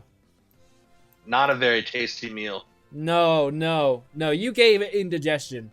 At this point, it's also got internal bleedings, it's buzzing of electricity, it's sliced to hell, so it's not looking so good. With the second attack, I will do a branding smite. A bit late, but okay. I'll allow it. I mean, I get a bonus action. Yeah, sure. Yeah. Go on. So I had to double check to make sure it was a bonus action, not an actual action. Yeah, sure. Totally. So yeah, with the second attack, I will cast branding smite. Yeah, this was all still while you were in its gullet, but yeah, absolutely. For a low roll of an extra 5 radiant damage. Okay, sweet. It is not resistant to radiant. And it will take a more sum of damage as you do, like, glow out of its regurgitating mouth. Next up is the little fairy dragon, which just basically floats over to Kithri and just keeps on her shoulder. That's about it. Mushrib, however, Mushrib is going to get right to the ledge here. He's not going in the water. No, he's going to go in the water. He is going to get his character sheet up, and he is going to brandish that adamantine weapon of his people that I gave him. And I forget what weapon I gave him. It was a great axe. It was a great axe. I'm confident. Do 20 plus. Doesn't have a lot to it. Okay, so he's gonna fall down. He's gonna go ha ha, and he's just gonna fall and splash into the water. Oh, Mushrib. Yes. All of that adamantine marble is kind of heavy on him. Sylvan, it is your turn. All right, I'm gonna do a psionic blast on the big creature. The big froggy. We're gonna do 5 psi points in there. Oh, damn. We do 21 damage. So, you mentally get into its fleshy, cold brain as you scramble its thoughts apart, and the eye stalks all pop one after another as the huge creature slumps into the murky water, dead. Nice. Yay! Yeah, well done. That was a CR10 creature, and only one of you ever ended up bloodied. Well, 2 of you ended up bloodied. Well done. Hey, we finished the little guy. What's that? Oh, the little guy, yeah. Well, fair enough. The grung looks turn. back as he's just like... We are your god now. Yeah. Wonderful. I'm gonna point at him and Well, shout it's to just Sparky. keeping You two- tra- hang on. You tell Billy this. Keeping If true that to, thing's a god, I'm a god. keeping true to initiative, Willem, you first. Remember, I'm the one who can talk to him. Well, I guess the little guy can. Oh, yeah. You can use Sparky to talk to him. Yep. Yeah, Sparky, tell him to bow before us. Sparky kind of does the Murlocky speech, and once again the grung bows apologetically to you, as you have just killed a god, in its eyes rather, and it does bow apologetically to you all. And all this time, I've been trying to fake that I'm not actually in monumental pain from having been knocked out in basically one round. Yeah. Chewed on. And then I limp over to the healing spirit. Yeah, absolutely. I mean, the healing spirit comes in. Now, how many rounds does that healing spirit have?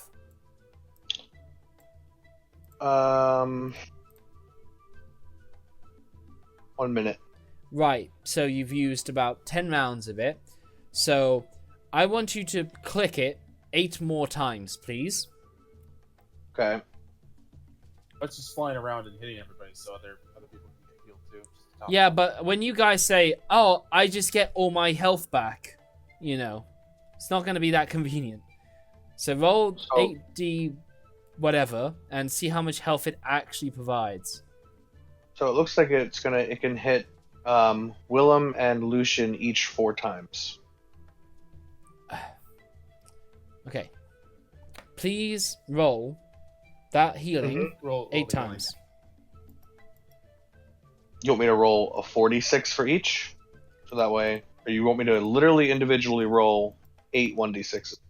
I get what you're saying, and because it can fly by and heal more than one target on each flyby, I have to ask for 8 d6s. Because it can just fly around all you guys and provide one sprinkling of healing.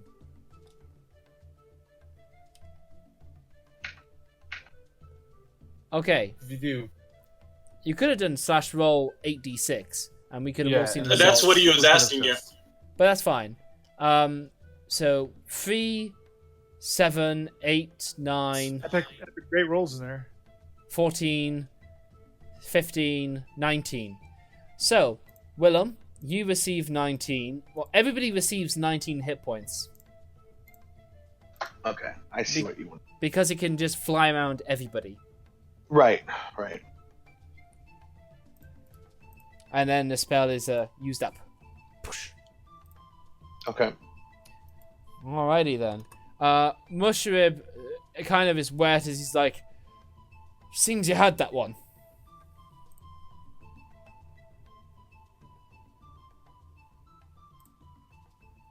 Okay. All right. Yeah, everyone was super quiet there for a moment. In that case, I was just thinking we need a refund on this guide. he's free now. he's actually, if you remember right, he did actually do quite a bit of damage when we were in the Dwarven Mines one. Of course, that's because it's Dwarven Mines. When he finally hit something too, there was a bit of a learning curve with him. All right. Well, I'm just gonna go back through the hole in the wall I just broke through. Yeah, certainly. So you guys go forth to these double set of doors, and he explains that his name is Orvex, and he comes forward along with the rest of you. Sparky always keeping close to Kifri as she comes forward. The Grung sort of sad and to the back of the group, while everybody gets a bit closer. I'm going to keep a close eye on the Grung. Who? I'm going to keep a close eye on the Grung. Make sure he doesn't try anything. The sorcerer, there we go. He will then stay with you as he is the disciplined child here. So you can see some inscription upon this double set of stony doors that is written in Old Omuan. Old Omuan. Does the scholar try to translate for us? He when you guys like mention there's stuffing there, he just goes, yes, out of my way. I'll read this for us. And he adjusts his spectacles a little bit. He rubs his forehead with one hand as he reads, and he says, Kabazan urges us to tread without fear and to give back as much as we take. That's what it says. Are the doors locked? They are. Oh, we don't have a rogue in the party, do we? I We have a believe, rope in the party. Does the bard know how to pick locks? I think they Like do. so. Pick locks. I Well, made You rope. can. Remember? Oh, that's right. You did take a level of rogue.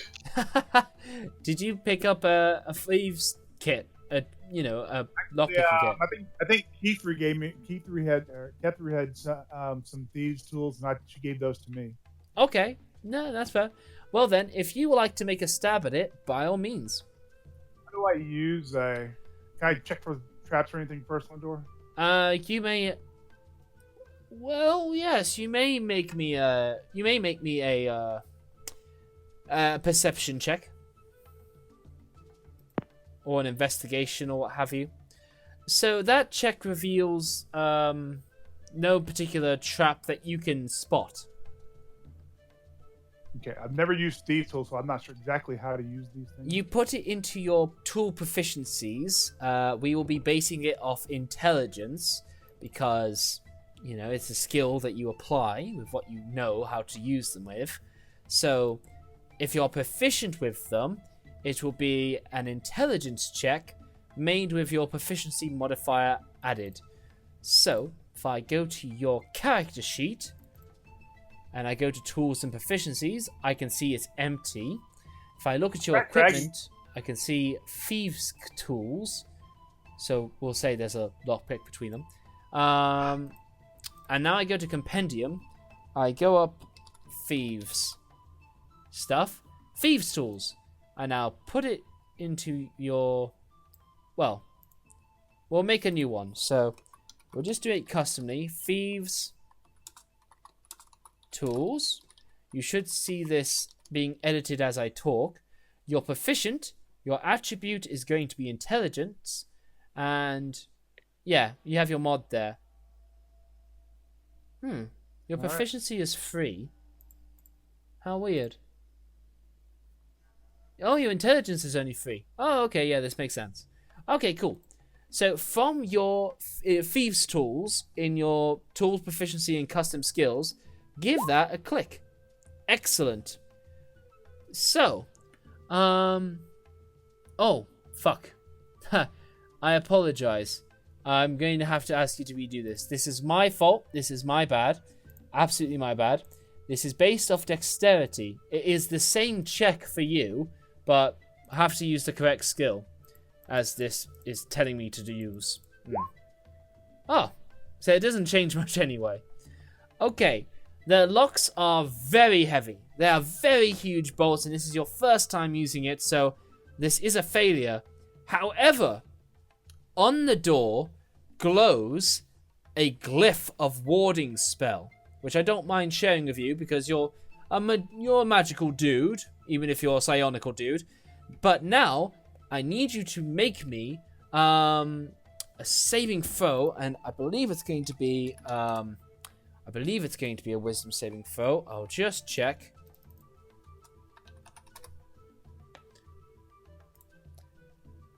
Okay, so your worst fears, whatever they are projected from this door. This door somehow reflects your most innermost horrid desires, or horrid fears rather, and I need you to make me a wisdom saving throw, please.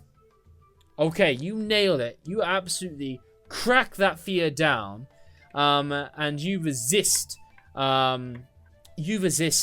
the effects of the fear spell. However, the door remains locked. Hey, well, I'll give it a shot, guys. Yes. And you certainly have like a little moment where you panic briefly, and you're just like, you know. Okay, so what do we try now? Okay, question. Okay, yeah, so... It seems like it might be locked. Is it locked from the outside? I mean, that would work? I guess it has a lock, so technically I guess it's locked on the outside. Well... I'm wondering how big is the lock, or the space underneath the door? Not big enough for anything to crawl underneath. Not even an inch? No. Okay. Just curious. Yeah, so Ovex will have a look at this with not too much surprise, but with great interest, as he will say, well, these Omuans, they adored and have naturally built many things around Ubtal. Their main inspiration for all their architecture can all be traced to Ubtal, the god of mazes. I would expect that all of these would require a certain magical challenge or otherwise in some way or form. However, in this case, he says, he hears somebody about to cut him off. He does say, however, in this case, I think the challenge here is to find the key. So, what are the puzzle cubes then? He points to the keyhole, and he says, doesn't seem like it will fit a cube, whatever they are. No. What if we... let me take the sculpture that we had of the frog guy. And does that appear to actually be the key? No, it does not. Can we search around the statue, see if there's any hidden compartments or anything like that? Yes, you can. Alright, that's what we want. Excellent. Now that it's declared, because you were so specified and because you dropped like a marker there, when you look into that statue's mouth, inside is a stone key. Haha! How about that? Yeah. No. Now, hopefully it's the right key. And before you take that out, it did say in the temple that you should put back something that is, give back from what you, take, effectively. So, do we have another key? Point. Do we have another key that we could potentially replace with it? That's up to you guys. Search your equipment. Tell me what you got.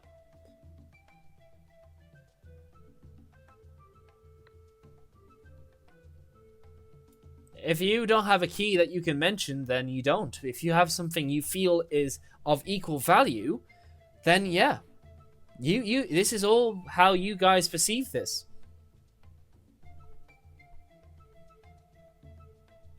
I mean, it could just simply be we could just take it, but it could also be cursed if you What about like do a take it that way. fork from a mess kit? Yeah. It's about the same size. By all means, Could if you try feel that's adequate, then you can try it. You said the key was made out of something? Stone. Yes. Oh, stone. Oh. Can we kind of judge by looking at it how much it might weigh? You don't need to just by luck. You can hold it and you can feel it, and it's like a kilogram or less. Pretty hefty.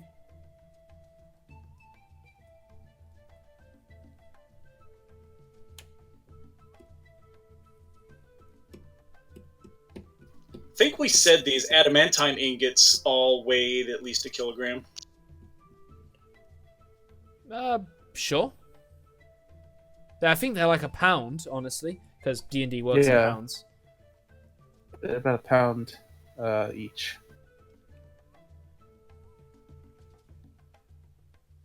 Granted, I don't know. Maybe if you put more valuable things in there than is actually in there, you might actually end up with something better.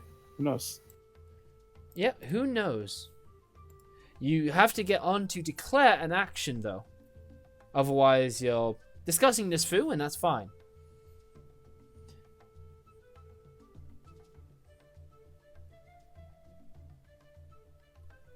Now I just quietly rock out to the little jungle jam while you guys decide on this bit here. You can decide to put nothing in. You can decide to put something in. So long as you decide. That's the trick. What was it said in Inception? It doesn't matter where this train is going so long as we're together. Or in Polar Express when they said, all that matters is that you get on the train. Or something properly similar. Alright, you know what? I'm going to go ahead and take about a... Whew. I'm going to take a pouch. Okay. And I'm going to take one of my 2 pouches, and I'm going to put some gold coins into it. Let's say... For reference to other DMs, I'll use silver coins. That way it's cheaper. To reference to other I'll DMs, say put about 20 silver coins in there. This has and absolutely I'm no try and bearing judge the same weight, whatsoever. and I will this means put it in nothing. there and take the key out. Indiana Jones this shit. Yeah, no, absolutely. That's... You do so, and when you finally drop your money into its mouth, nothing happens, and you take the key safely. Huzzah! Okay. I could sacrifice 20 silver for that. Okay, so with key in hand, you make your way back to the door, and you open it inevitably. I hope. Yes. And before you, steps descend to a ledge overlooking a pit of sharpened stakes. An alcove on the far wall holds a pedestal with a stone cube resting on it. A relief carved into the back of the alcove shows a monstrous frog with tentacles fighting a crane. Wooden beams radiate from the walls at floor height with 4-foot gaps between them. Oh, sweet. Carved frog heads extrude from the walls above the beams.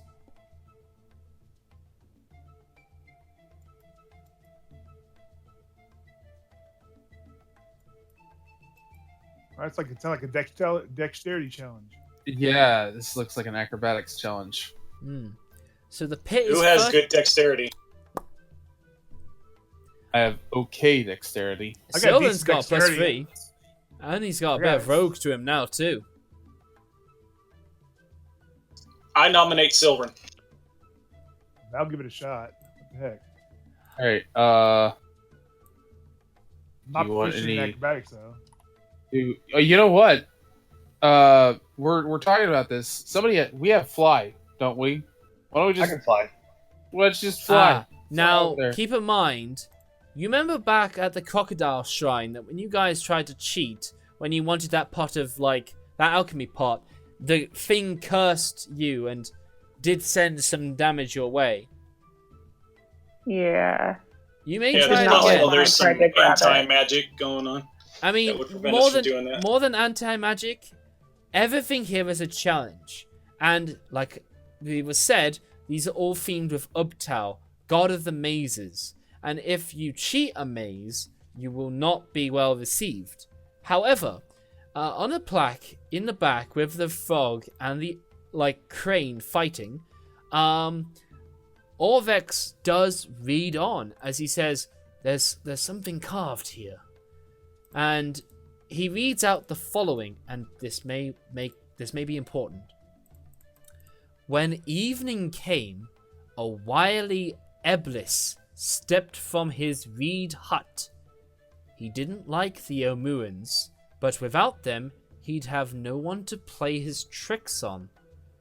The Eblis sent a marsh frog to reason with Ubtao, but the frog was angry and decided to wrestle the god instead. This amused Ubtao, so he gave the frog tentacles to make it stronger. When Kubazan, the frog muff, returned to Papazotl, the Eblis, he chased Papazotl into the swamp with his new tentacles. There's no context to that phrase either. There's no context to that. It just seems to be a passage of a story. Well, we know how the frog myth applies. The giant frog that almost ate me alive. Yes. Yeah. Is there something in the water that we are missing, perhaps?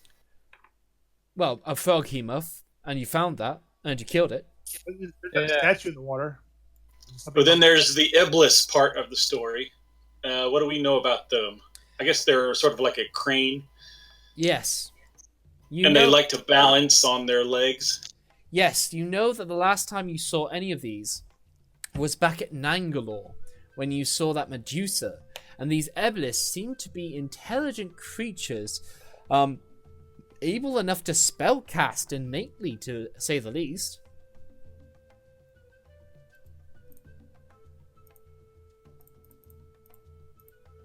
Well, then you shouldn't have any problem with us all for spellcasting.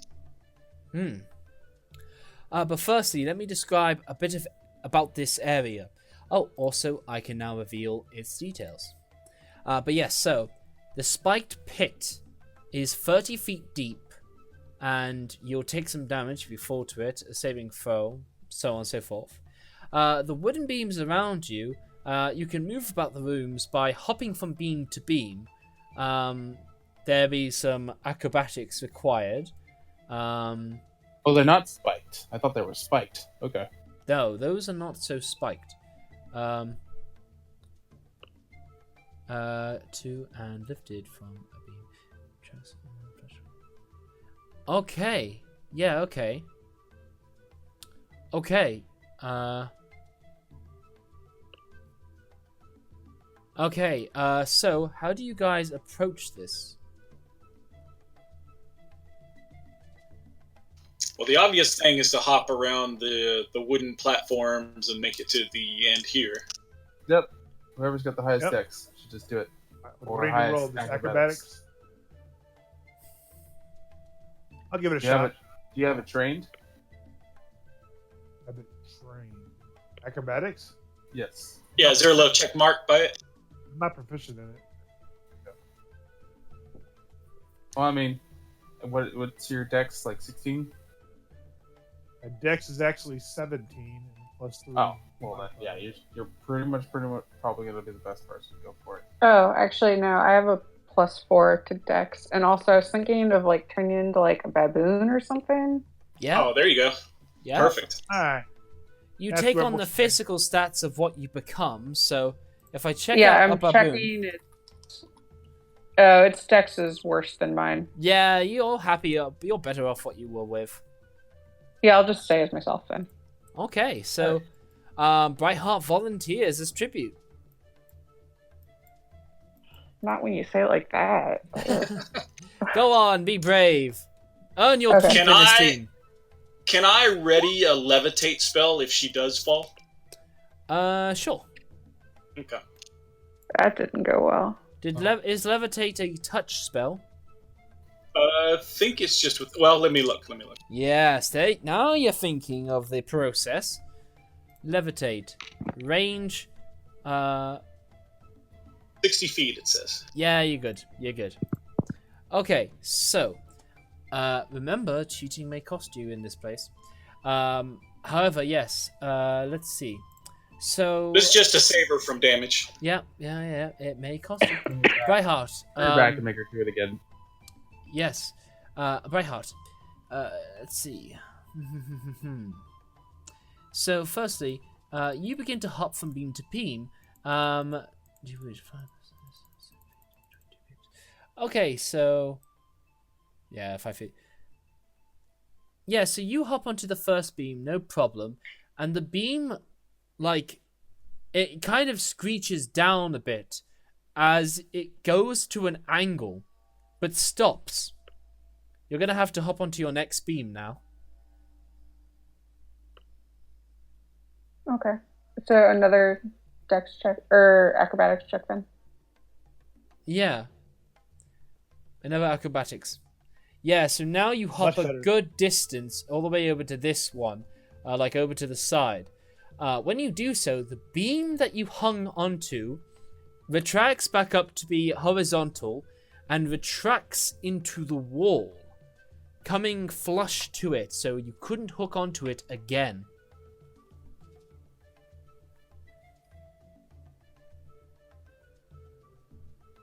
Wait, so the one I'm on gets sucked into the wall? No, the one you were on does get sucked in. Oh, okay.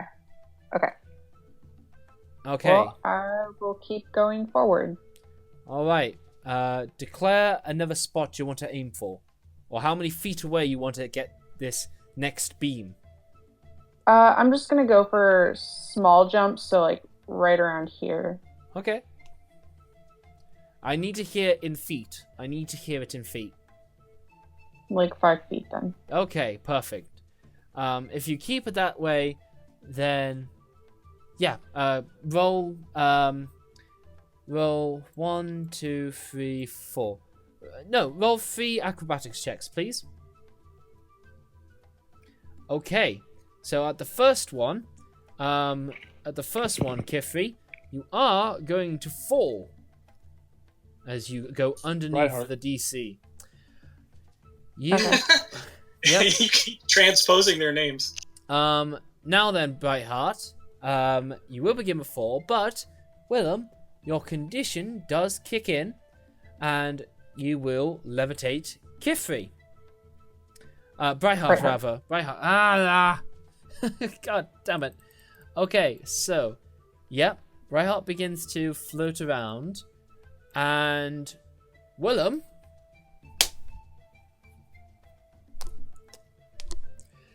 Uptau is not pleased that you have just cheated one of this puzzles, a rite of virtue. You have swapped brains with Boris, or whoever you called this grung. Ha! You are now him, and he is now you. However, Brightheart, you can safely levitate all the way to the other podium. Yeah, cool. Willem, I want this made absolutely clear. You are now a grung. I am now going to share with you the statistics of a grung. You're not an elite warrior. You are not a grung wildling magic caster. You are bog standard grung. I warned you, tempting Cheaters never fate. win. Does he retain like his intelligence and wisdom like wild shape though? He doesn't have wild shape. No. He has his spell. No, but I mean like. I mean, if it's swapping Right. brains, basically, is what he's saying. Yeah. Yes. No. Your mental stats will apply over. You can spellcast, but you cannot use your spellcasting focus because it's all put on the other body. So what's going through your mind right now? That this is bullshit. You cheated an uptown maze. I warned you. I warned you. I didn't cheat. I saved my friend from taking damage. Who would have lost the maze? That's how it goes. However, in the meantime, you're feeling a tremendous need to hug Dauron's boot for the time being. You're feeling great support from him. Meanwhile, however, your other frog-brained sorcerer now begins to want to hop over to the statuette of the froghemoth you can see in the corner. Well, I'm gonna grab him before he does that. Who is right declaring that? Daddy Dwarf. Yep. I'm Absolutely. right next to him. You may make an acrobat. Well, you may make not a sleight of hand. You can make a. We'll call it an acrobatics check, I guess, or just a flat dex, whatever you like. Okay. Willem's former body is going to protest, or he's going to try to leap out of the way.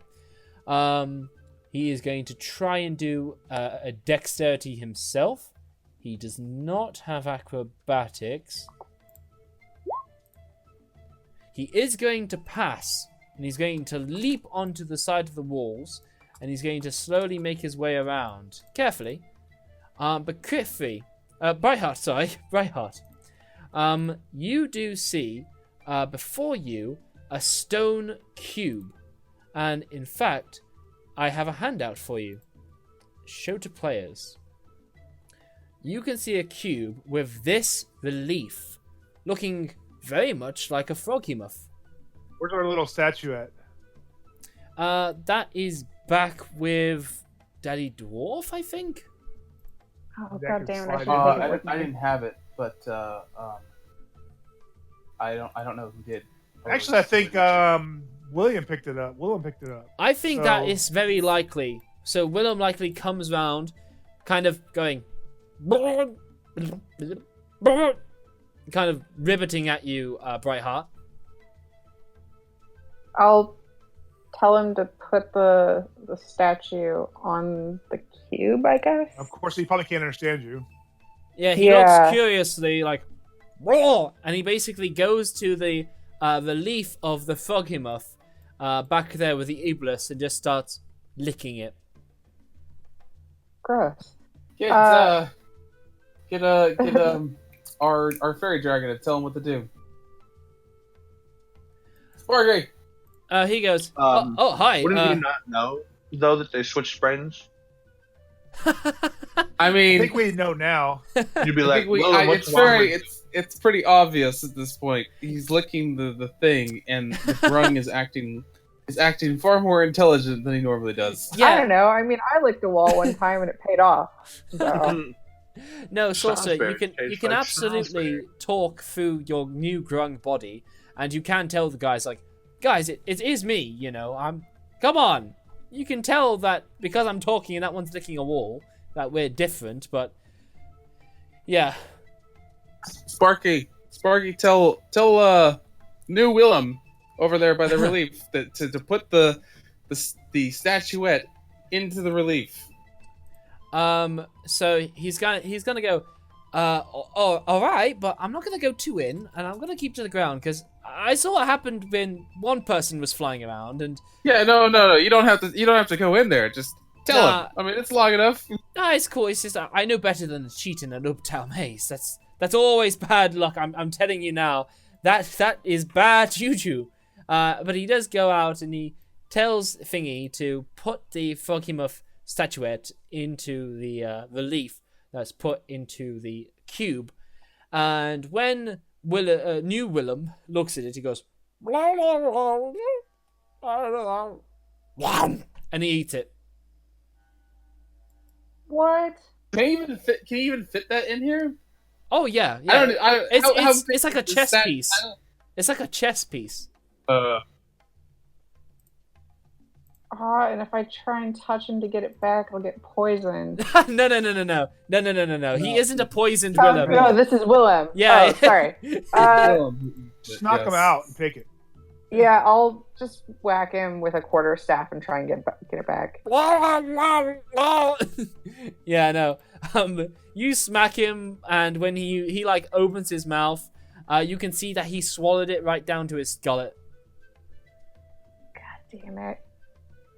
We're gonna have to wait a day. Yeah, because if I cut him open, I'm cutting open Willem's body. Yeah, we have to wait. Also, I don't have anything to cut him with. We'll just wait it out. It'll come out eventually. It'll come out tomorrow. Yeah. Yeah. In the meantime, after being like hit, he then just kind of looks sad, and he looks back at the Fogamuff statue, and he goes back to licking it. However, I don't mind repeating. Orvex goes, hang on, this is all getting very out of hand. We can sort this out. Remember what was said at the door? It's clearly the hint here. Kabazan urges us to tread without fear and to give back as much as we take. That must be the key here. So what are we taking? Well, I would We imagine want that... the puzzle. We want the puzzle cube. Yes, that much is clear. We're trying to give back the statuette that he now has in his stomach, or the key. Either one. We could try the key, but I don't think it's gonna work. So, Kifri, just while you're inspecting this cube, when you're sort of like... Well, Yeah, okay. I basically can't give you a hint. This is a mental challenge, so you gotta figure out how you want to get through this. Well, my idea was to replace the cube with the statue, but it's currently inside the grung guy. It's inside the Willem, who is thinking he's a grung. Willem Grung. Yeah, Willem Grung. And then there's Grung Willem. However, if you were thinking about it, you make a sort of careful perception, and you carefully inspect the object, and you guess that the puzzle cube made of stone is something like 1/2 pound in weight. Okay, let's see what I have on me. Do we still have the key, or is it still stuck in the door? It's in the door, but you can get it out.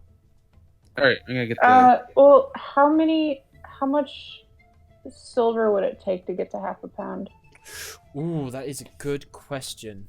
I've got a fair bit of money on me. God, what is the adjustment?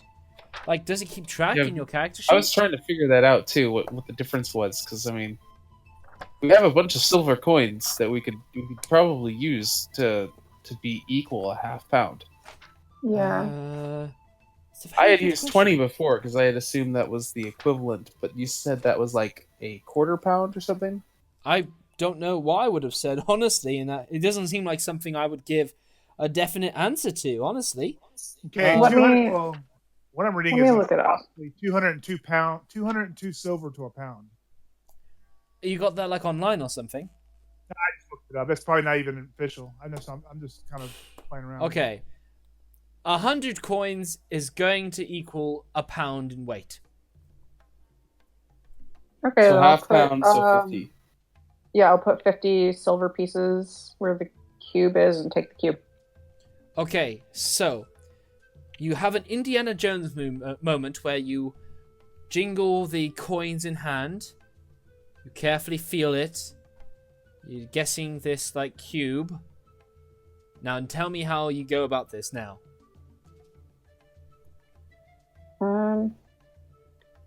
Indiana Jones it. I highly recommend Yeah. Indiana Jones. I'm gonna wrap the coins up in like just a scrap cloth. I'll rip it off my cloak or something Okay, so they don't go all over the place. Okay. And then I'll just do a quick switcheroo. good. A quick switcheroo. That's what I needed to hear. The puzzle cube comes away free, no problem. Okay, then I will try to make my way out. Well, before you do, we need to get William Grung out of there. I mean, he seems capable. Climbed in there on his own. capable? Let's define that because he just ate a statue. He just ate a statue and he's currently licking a relief. Yeah, he's I getting didn't that say nice he and was shimmery. mentally capable. I meant that he was physically capable. Sparky then says, "Oh, I got an idea. Get another alchemy jug out."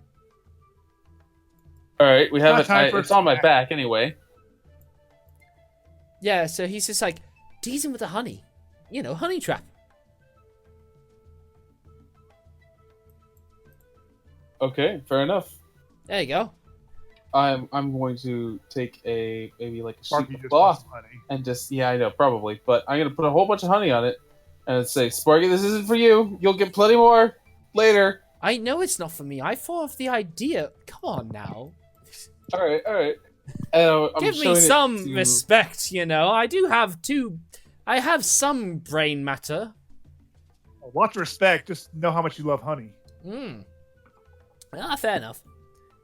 Anyway, Billy, over uh, here. Willem Look what I Grung. got. Willem Grung goes.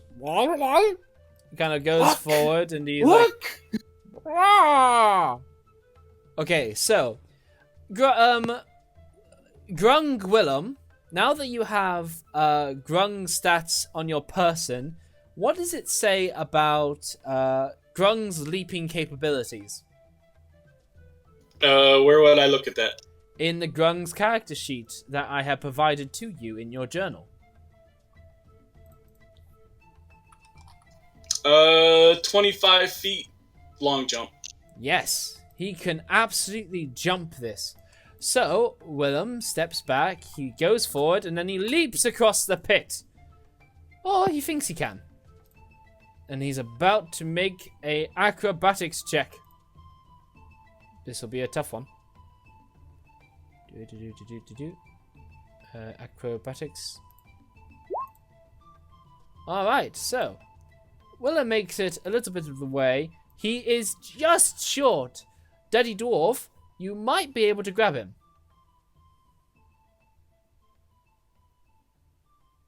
Oh, you fucking grab him! There's that double crit. That is a double crit. Listen, you grab him, and you grapple him, and you I just give him like... the Heimlich, and suddenly Yeah. the statue comes out of his body. It does. It does do exactly that. You grab him, and also, you squeeze him so fucking hard, the power of Dauron compels him, and as the statuette falls out, it goes all the way out from his mouth towards the pond, plops into the water, and in the blink of an eye, Willem, you're back being grappled by Dauron. Oh, hello. That was awful. I never want to do that again. Yeah. How's your stomach feel? I'm going to have indigestion after this. That's gonna hurt coming out, by the way. Well, no, he spit it up. He did. Okay. He was Heimlicked fucking hard. There was... Okay. Yeah, also, Willem, you have no lunch left I'm in sure you. it hurt coming out. Yeah. No, you have like a sore throat. You may have difficulty talking. It was not pleasant, absolutely. Okay, shall we move on? Well, you we gotta still get the have a statue friend. back. Yeah, you still have a... Well, do you? Okay, no, sure. Dauron, you dive in. You have a bit of a swim. Meanwhile, your friend, trapped behind all of these spiked stakes, has one conundrum. And that is half the beams have come out and are now flush to the wall here, while the other half are flush to the wall here. So you got to make some dexterity checks.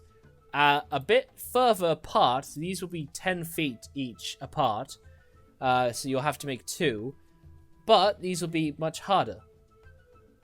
Okay. If you I'm have, guessing the concentration on my levitate would have ended.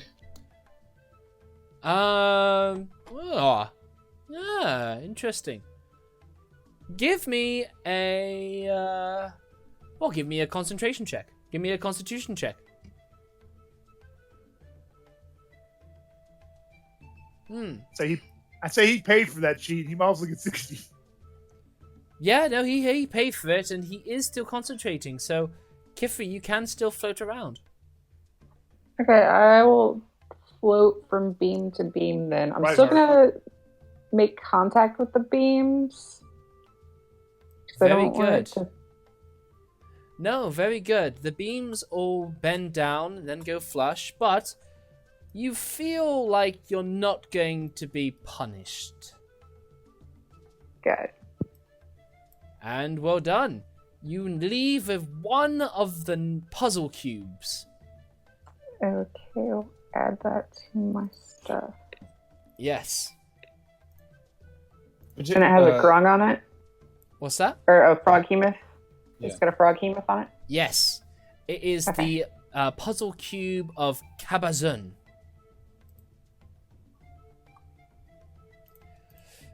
Right. With that, Orvex is deeply interested as he pries his face forward. He's just like, "My word, what is this? Well, I've never seen this like before. It must be centuries old. It looks magnificent. Well done. Well done, lass. Well done on finding this. And, retrieving it safely, of course." Yeah, I'm gonna hang on to this. No, absolutely. I don't see why not. You've Yeah. clearly earned it. Though I would be very grateful if I could, study it once in a while. Not now, but a little later. Yeah, maybe later. Okay, that's fair. So, gang, you guys trail off and you begin to continue your way around, looking around the city of Omu with one puzzle cube in hand, though no idea what it's for and no idea where it goes. With that, I think that is an excellent place to end it for this week. So we're not going to do an extra hour this week? What's that? Remember, you still owe us an extra hour. I do owe you an extra hour. We will do an extra hour. Goddamn. That was such a perfect place to pin it too. We got lovely variety of things done, but we'll continue on. So, you guys have the group. Where do you plan to head off to next? This day is still young. Is there anything in this area right here? I mean, That is where you come from. That is the shrine that you've just come from. Yeah. Duh, Sean. that side. Exactly then. where David is Seems saying. to be Right that over the there. walled areas seem to be of interest. So, let's go over to this walled Because compound you've here. seen them before, I will put these numbered locations so you get them quicker to your mind. Oop. There we go. So you're now over to this penny place, aren't you? Yes, the one that's got the little slant on it. Right there. Okay, yeah, no, totally. All right then. You guys are, you could fit in a short rest around now if you fancied it. Yeah, we should. That might be a good idea. Yeah, you just Yep. go on the wayside or something, and you very happily can fit in a short rest, no problem.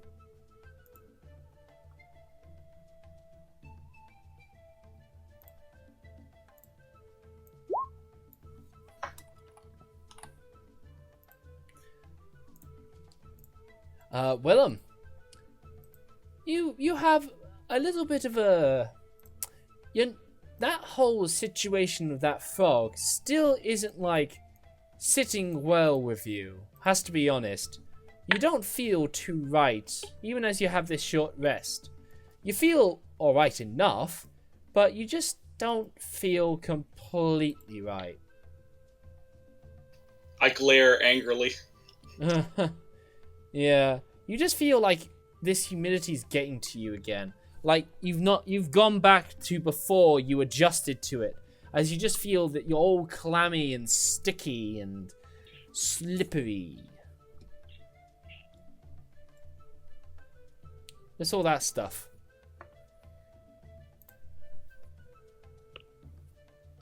What is all that about? Well, you don't know. Your new grung friend, however, seems to take a liking to you, Willem. I glare especially angrily at him. he just I did not like the experience of being a grung.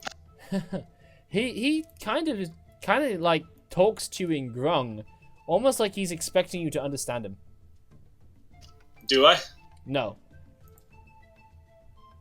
Although it does seem to feel familiar, having been inside his head, and vice versa.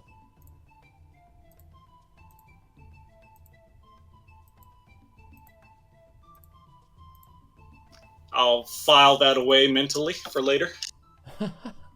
Okay. Oops. Hide that. Okay, yes, so, as you guys approach this sort of area,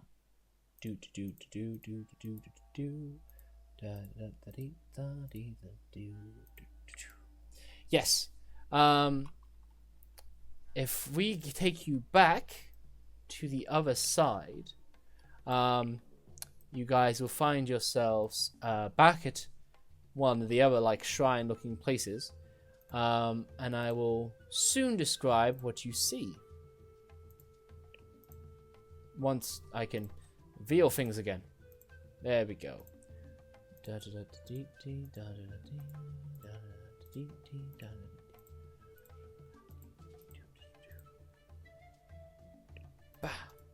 Okay, there we go. So, when you guys move over towards here, a ruined shrine stands at the heart of this walled compound. Tall monoliths flank the entrance, decorated with images of jaguars with 6 snakes sprouting from its shoulders. A stone door is set into the shrine beyond. This is a thing... Yeah, go on. Are we just back at the same shrine? You're not. Oh, never mind. It's 2 parts of the same thing. I get it now. Yeah, this is to another shrine over here. Yeah, the map looked like we were still on the previous one, but it's actually a huge map split into 2. Yes, well, it's split into a bit more than 2. However, also, Dauron, no matter how you search for that little frog statuette, you could not find it in its murky depths.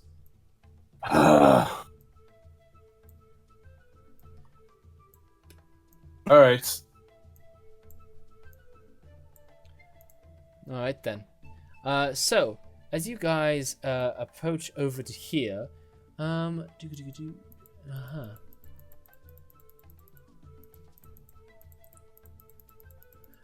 okay.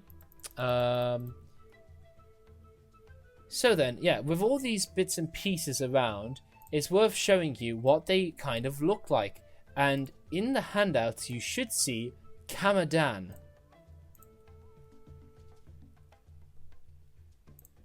Freaky. Yes, they are particularly freaky. Yes. Does Valo's guide have anything to say about them? Very nice. Very nice. Why don't you give me a history check made with advantage because you have the book there? Or have I just ruled it that you always get them whenever you do an action to search? I'm not sure. I will just give it to you. That is a good enough check. A Kamadan, pronounced Kam-a-dan, is a feline predator that resembles a leopard with 6 snakes sprouting from its shoulders. Although it bears a passing resemblance to a displacer beast, the 2 creatures are unrelated, though some sages claim otherwise. A Kamadan typically hunts alone or in a mated pair. They can exhale clouds of sleep gas, which they typically do before entering combat. If a Kamadan has both conscious and unconscious enemies within striking distance, it tries to kill the conscious enemies first before finishing off the sleeping foes. It is at this point, however, that you guys realize that while you've all been listening to Willem, you have been slowly stalked up upon by not one, but a mated pair of Kamadans. That, as per the book says, both give a round to spare a sleeping breath for you guys with their hazy cone going across all of you. I will need this effect ends for a creature who takes damage. Yes, I will need both of you to make me. I need everybody to make me Constitution saving throws, please, twice.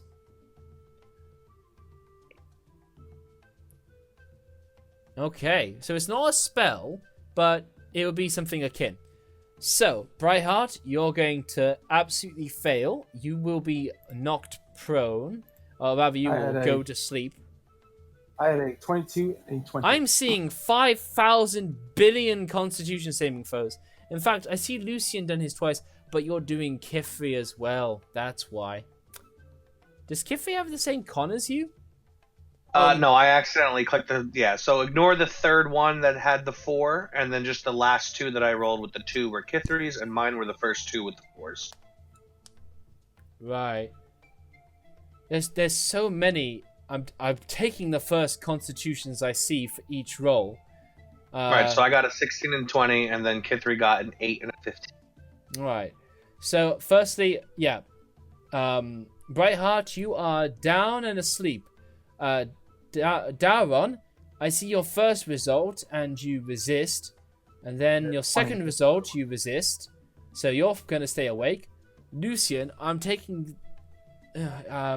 this first. Okay, what's your con mod, Lucian? So it's a 4. Lucian got a 16 and a 20. Kithri got an 8 and a 15. All right. So many. Okay. 16 and a 20. Yes. So you're gonna survive. You're gonna resist both. Did Kithri get a 16 and an 18? Kithri got an 8 and a 15. Then she is going to go to sleep as well, as she will have failed one of their joining breaths. And I will put that with a snail. Sylvan, you got a 20 and an 11, so you are going to fail one of the 2, and you will also go to sleep. Where are you? There you are. Sleep. Oh, we got to do everybody else. So, little fairy dragon. Oh. Who wants to be in control of Sparky? Out of interest. I imagine it'd probably be Kithri, so just give it to David. I'm going to give it to Daron, because while he's already doing well controlling Kithri, so I'm not going to add more work to him. So it's going to be Daron who can control this little fairy dragon. He is not immune. Well, he has magic resistance. This is not a magical effect. This is just like a biology kind of effect, as much of a plant effect. So, he's going to make some con saves. Would you like me to make them now? I've kind of made them already, but you can do them next time. He is going to go to sleep. Mr. Hurt Grung is going to make some checks. I suppose Willem can control the Grung, actually. Willem, will you care to do 2 Grung constitution checks? Sure. Thank you.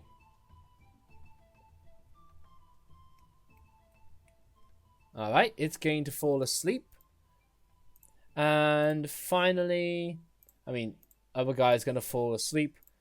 And finally, Mushrib. A lot of business, but, this is what they do to get the advantage over their enemies. As an elf, am I immune to sleep? The talking is about being magically put to sleep, but I'm going to rule it that you are immune to this sleep. You're just going to be immune to this sleep. Mushrib does 2 cons. He's got some good con. But he is going to fail one of the 2, and he also is going to be blasted to sleep. So, everybody has had a short rest. So, after finally doing all that, you guys will be rolling initiative for me again.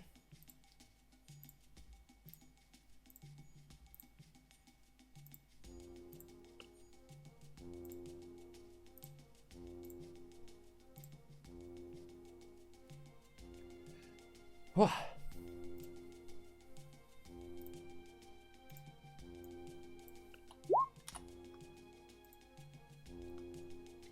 excellent. Has everybody rolled? Did we get Kithri? Yep. Yeah. Mushrib. Yeah, I've done Mushrib. Should I roll for the grung? I've rolled for the Grung's grungs already too. rolled. Yeah. Okay. Alright, so it begins with this Kamadan over here. So while everybody's asleep, they're all naturally down to the ground. This creature is going to therefore walk above the others, if it can, to front. There we go. And it's going to make 2 attacks, 1 bite and 1 claw, and it's going to share them. No, actually, it's going to do a claw at Lucian with an 8, and that's going to be a miss. But then it's going to take its snakes and it's going to jab them all at Willem. Willem, you are hit with a 19, and you must make a Constitution saving throw, please. You pass, and you will take 5 piercing damage, and then you will then take, let's call that 20, well, no, that's not, that's 23. So you will take 13 points of poison damage as you resist that bit of nastiness jabbed into you from the venomous snakes on this leopard's-like being. And you don't need to bottle that up either. It is now your turn.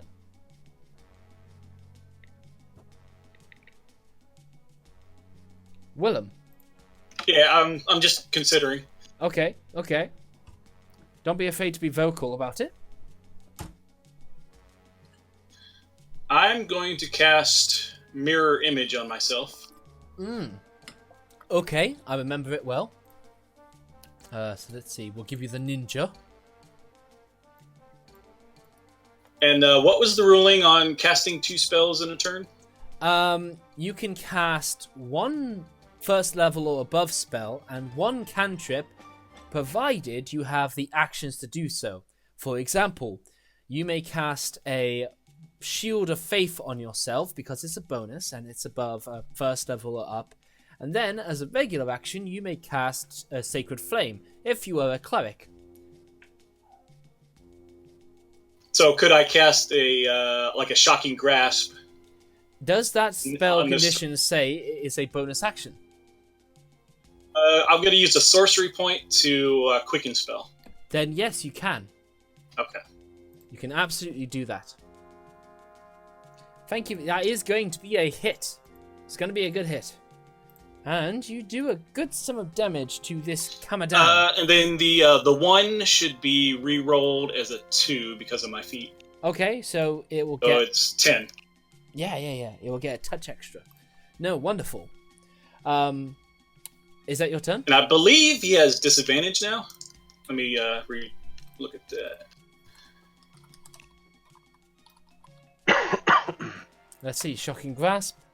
Lightning swings from your hand. Deliver a shock to try and attack. Oh, it can't take reactions. Okay, that's what it is. It can't take reactions. So you can which is perfect, because now I can move out of his square. Yes. Yeah, you can absolutely do that. Wonderful. Wake people up. Yeah, he sees... Well, yeah, okay. You can do that. Yeah, and maybe next turn, because I've used all my actions and bonus actions. Well done. You're exactly correct. And the Kamadans do keep tabs on you. They don't want the others waking up. They are somewhat intelligent-ish creatures. Or at least enough to follow their pack tactics, which you've learned. It's now the other Kamadan's turn. And it's going to focus down on surprising this daddy dwarf. So firstly, it's going to stab at you with its snakes. It's going to miss. And it then follows up with its claw. And that's going to miss as well. Fairy Dragon is asleep. Kithri is asleep. Sylvan is asleep. No, he's not. He's a high elf. Right, that's what you were trying to say earlier. Yeah, I got you. You're awake.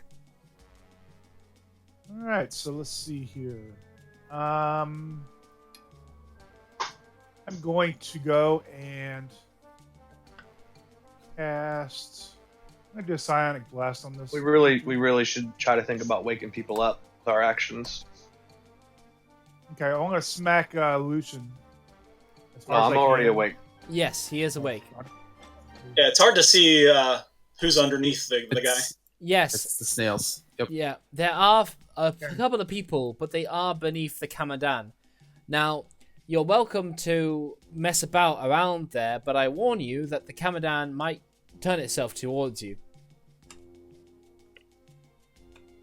An AoE effect would wake them up too.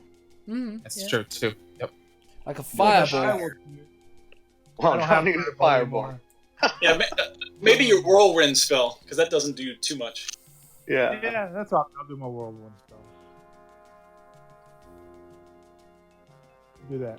Okay, it does some damage, and that was the prerequisite. So, you choose a point you can see within 30 feet of you, when housed in a 30-foot radius.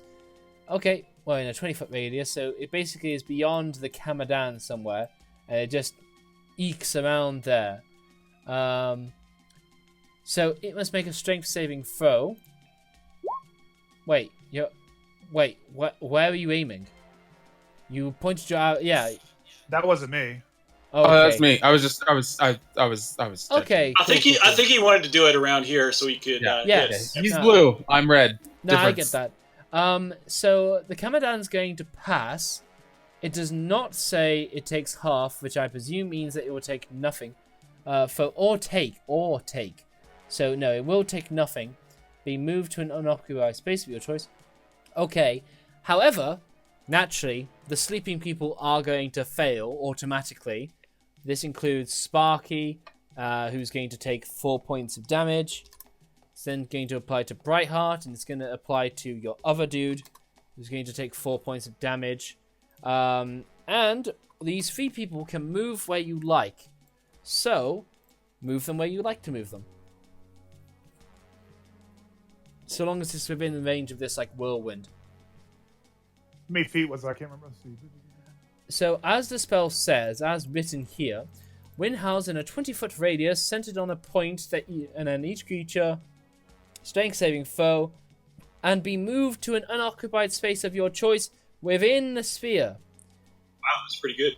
Yeah, Yeah. that's very good. So, Perfect spell for this situation. you'd literally like put a point over here or something so it avoids others. And from that point, it can go anywhere all the way up to here. Okay, so I'm gonna move Braveheart to this location. Brightheart. Right hard. Braveheart. You keep saying Braveheart. Braveheart. They can take our like- lives, but they'll never take our And freedom! then I'll move the Yeah, little the dude. other dude right next to her, right there, the old guy. Yeah, Orvex. And then this little guy's gonna stick by the little flying guy. Sparky. Sparky. He's gonna fly by. I'm getting there. He's gonna fly next to Brightheart. Alright, awesome. That's fine. And now, as a bonus action, Yes. I'm gonna try to piss it off some more, and I'm gonna try knocking it down. Okay. It has made a strength save, but yes. Bonus action? Yeah. Now, when you ask Willem, unlike your spell casting, he is mind casting. He's got a whole different bit of rules. So these are like spell casting / abilities. So he doesn't have to That's follow okay. the I'm same alright with it. casting like requisites and what have you. But yeah, you do Ant-Man. Choose creature. It must make a strength saving throw, so it makes another. It crits. So even as you charge at it, it just like leopard snarls and roars as it just sort of lashes out like a feral cat, and it just keeps Fair in its enough. position. It is not moved and locked prone. But that was a good round. It is now the Grung's turn. He's asleep. Lucian, it's your turn. Okay.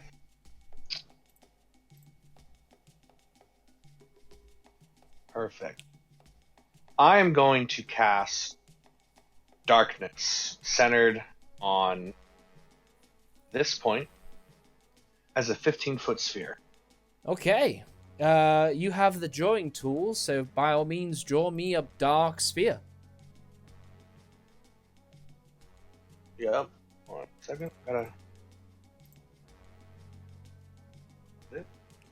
You're getting there. 5, 10, 15, 20. What was the radius? Should be 15.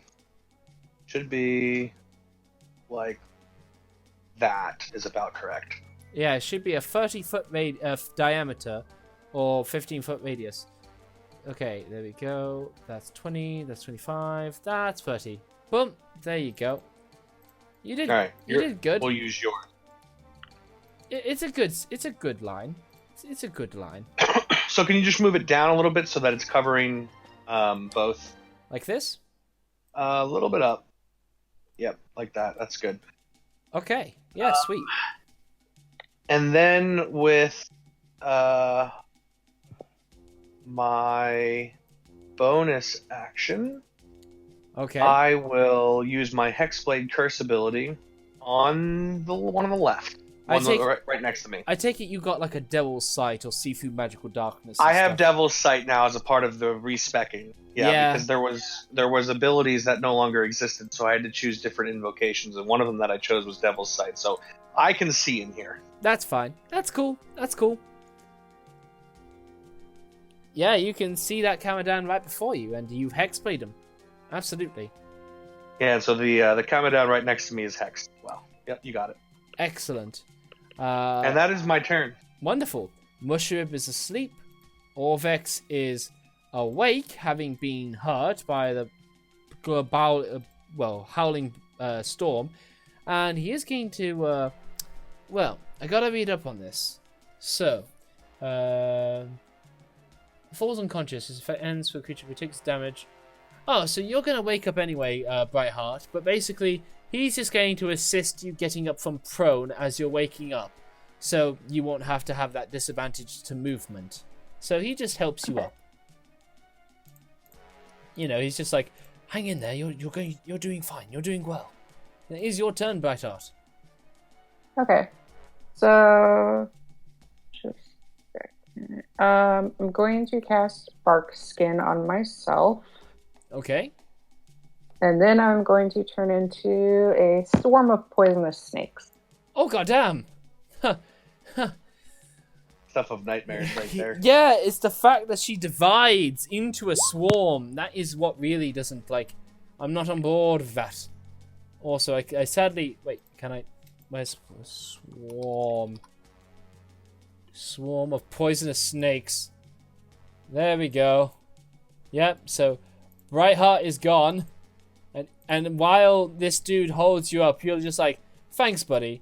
Now I'm just going to turn into a bundle of snakes around you. And you slither out of his grasp. Yeah, you slither out of there. It's pretty terrifying. Do you have the info you need for this? No, I don't. I will fix it. I need that. Brightheart, it should be in your journal now. Boom. Yes, okay. Their movement is... Oh, same as mine. Okay. So... Too many things open. I'm going to move right here. Oh my god. Snake on snake action, man. Too many snakes.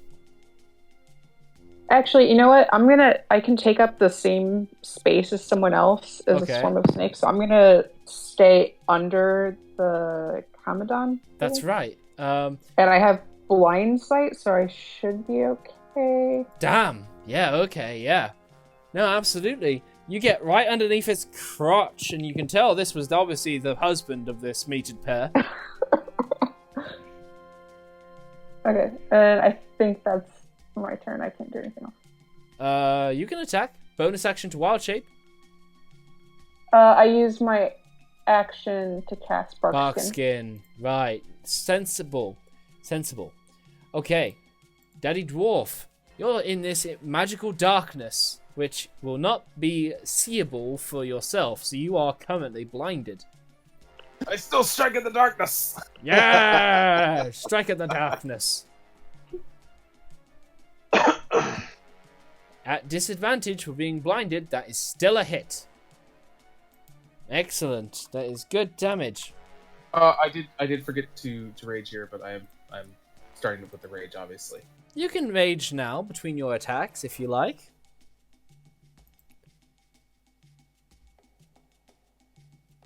Oh, nice. Yeah. So, oh wait. Yep. Yeah. You bust out another rage. How many rages do you have? This is my last rage for the day. Yeah.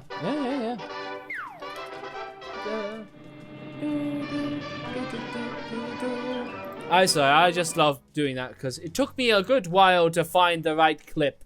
However, having done that Kamadan looks, well, you don't know how he looks actually. Oh, I don't. No. It is back to the... I don't know. I don't think I can actually use my lightning. I'm gonna roll this just to see what it says. Okay. I think I need to. Yeah, you have to like see it. So I don't think that even works. So ignore that. Oh, it just says a creature in your aura. Yeah, I would allow that to work. Okay, fair enough. I will strike at it then with lightning. Yeah, it doesn't say you have to see him, so It does not. The you can Kamadan will magically pass. sense them. Well, maybe not like that. It's just like I, as a player, choose a target, and flavor text, the lightning strikes out at my foes. You To know. be fair, lightning would arc toward something that conducts electricity, like a body. Yeah. Hey, if we want to get really technical, I'm pretty sure it was some scientist that put a frog on a kite and electrified him to see his legs jiggle. So if there was anything that chosen at random would conduct electricity, I'm pretty sure the grung would be perfectly funny to see blow up. However, that isn't what's going to happen.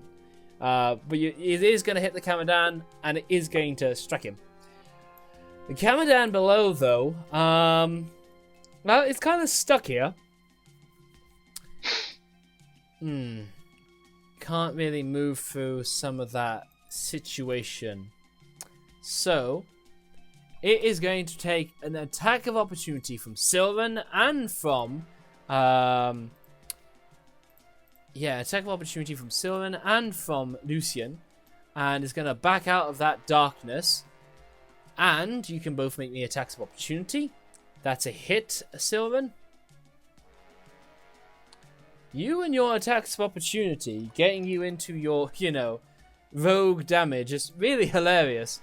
That longsword is going to be a hit. I mean, a miss, rather. A miss, sorry. With the even with the curse advantage. However, now that it's backed up to here, it will go for the bundle of snakes, roaring and gnashing and squealing out as it goes for you, Kithri. And it will attack your snakes with some of its own snakes. It's going to miss, however. Then it's going to claw at you, and it's going to miss that as well. You are too elusive with your bark skin covered swarm of snakes. You're basically like a bundle of living branches, or thick oaky branches that have poisonous venom attached to yourself. With a hive mind. It's pretty insane. Maybe I can assimilate it next. Oh my god! Oh my god! Actually... One of us. Oh no, it counts as a monstrosity. It counts as a monstrosity. You couldn't wild shape into this. Willem, it's your turn. Alright, I will shake Kithri awake. So, the rules of this says, to wake someone up, you gotta hurt them. Punch. Can I just use an action?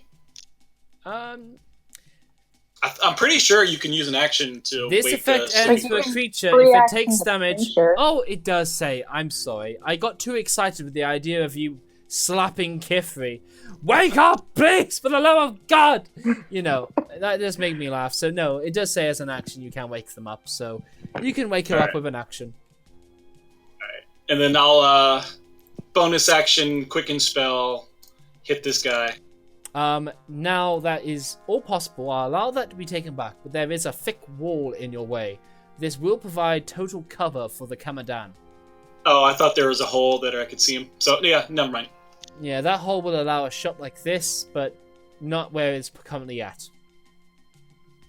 Okay, alright, it's my turn. Alright then, yeah. The other Kamadan, it's in a tough situation.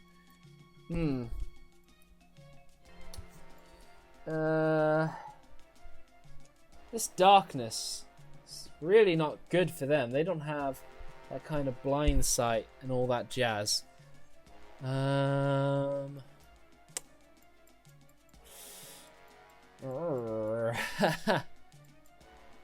It's gonna have to attack Dauron twice, but with disadvantage, I guess. First with the snakes. That is going to be a hit, Dauron. And you must make me a constitution saving throw, please. Ooh. Alright. So you take 4 piercing damage, half to 2. And then you take 27 points of poison damage. And then it's going to try to claw at you. At disadvantage. Let's see. I am a dwarf, so. Yes, you do. Which means you have advantage to poison saving throws. So you're going to actually succeed that. And then you're going to take resistance to the poison damage. So that 27 becomes a 13, which becomes a 7. Racial bonuses, yay! Indeed. The whole reason I took a dwarf. Nice. The fairy dragon wakes up and goes, "Ah, scary!" And he goes invisible. And he goes to Kifri. It is Kifri's turn. All right. Kithri will. Kithri will move to here, so that way she can see the Kamadan. She can. And she will fire a crossbow. Now, I will say, there is... Never mind this. But, and never mind the swarm of snakes. But the bush line that's going on here will provide some cover still. So, I'm going to say it's going to provide three-quarters cover isn't a thing. What page is covers on? Because I need to... As a DM, I really need to know this. I really do. I need to get this done, understood now. Because it's not fair to you guys to keep guessing this. Something like this is usually like a +2. I think a bit more. But I need the... please, by all means, help me find the... page 191 would be good. But, no, please find me anything to do with cover in this book. Please. It says target with half cover has a +2 bonus to AC and Dex. 3/4 has a +5 bonus to AC, and total cover you can't attack them. What page was that on, please? This is just looking it up on the wiki. Ah, awesome. Okay, then this is going to be a 3/4 cover situation. So that's a +5 bonus. Yes. Okay.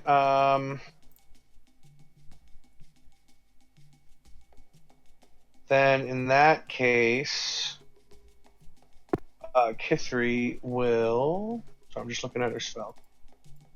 Who was wounded? Was Willem wounded? Willem's a little hurt. I took a little bit of damage, not too much.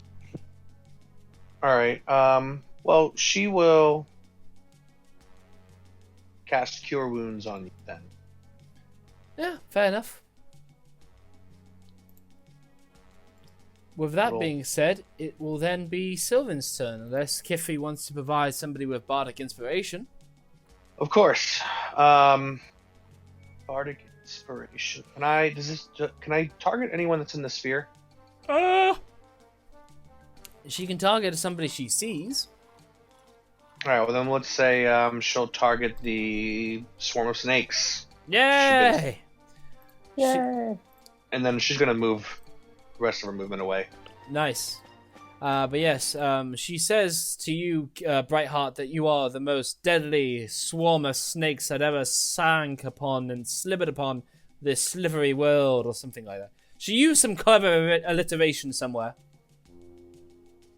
Cool. Mr. Grung is still asleep. Lucian, it's your turn. I thought it was my turn, but Yep, I apologize. Sylvan, it's your turn. if I move here, do I have clear shot of this guy down here now out of the darkness? This tree, as it did for Kefri, is going to provide 3/4 cover for this Kamadan. I'm guessing the tree in front of here as well, right? Now, that is smaller. That is a bush. And through that shot, that is only a half cover. Or quarter cover. God damn it. I'm gonna It's the plus do a 2 psionic AC. blast. Okay. Yeah, half cover is a smaller one. Yeah, half cover. He's just got the roll, I think, save anyways. Okay. No, Whoa. actually, that's not. He's doing Wow. psionic blast. Did 5 points. Yeah, sweet. Okay then, yeah. So you completely bombard this Kamadan with psychic, powerful, harmful, effects. As you can see, and it screeches out, it roars in agony as you completely stir up its brains. Better. Yeah, no, it's pretty serious stuff. But I give Silrin a thumbs up. Nice one, man. yeah, Thank you. the Grung should be asleep, and Lucian, it's your turn. All right, I'm gonna move over to here Okay. and take 2 attacks at the Commandant. Yes. This is not one in your Hexblade, so Correct. yeah, you've done this right. Okay, yeah, that's going to be a hit. It's going to do some damage. And that's also going to be a hit. And that's also going to do some good damage, really hurting that Kamadan as it cries out for its mate to protect it, or whatever it can do. But yeah, And that will be it for my turn. Bushrib is asleep.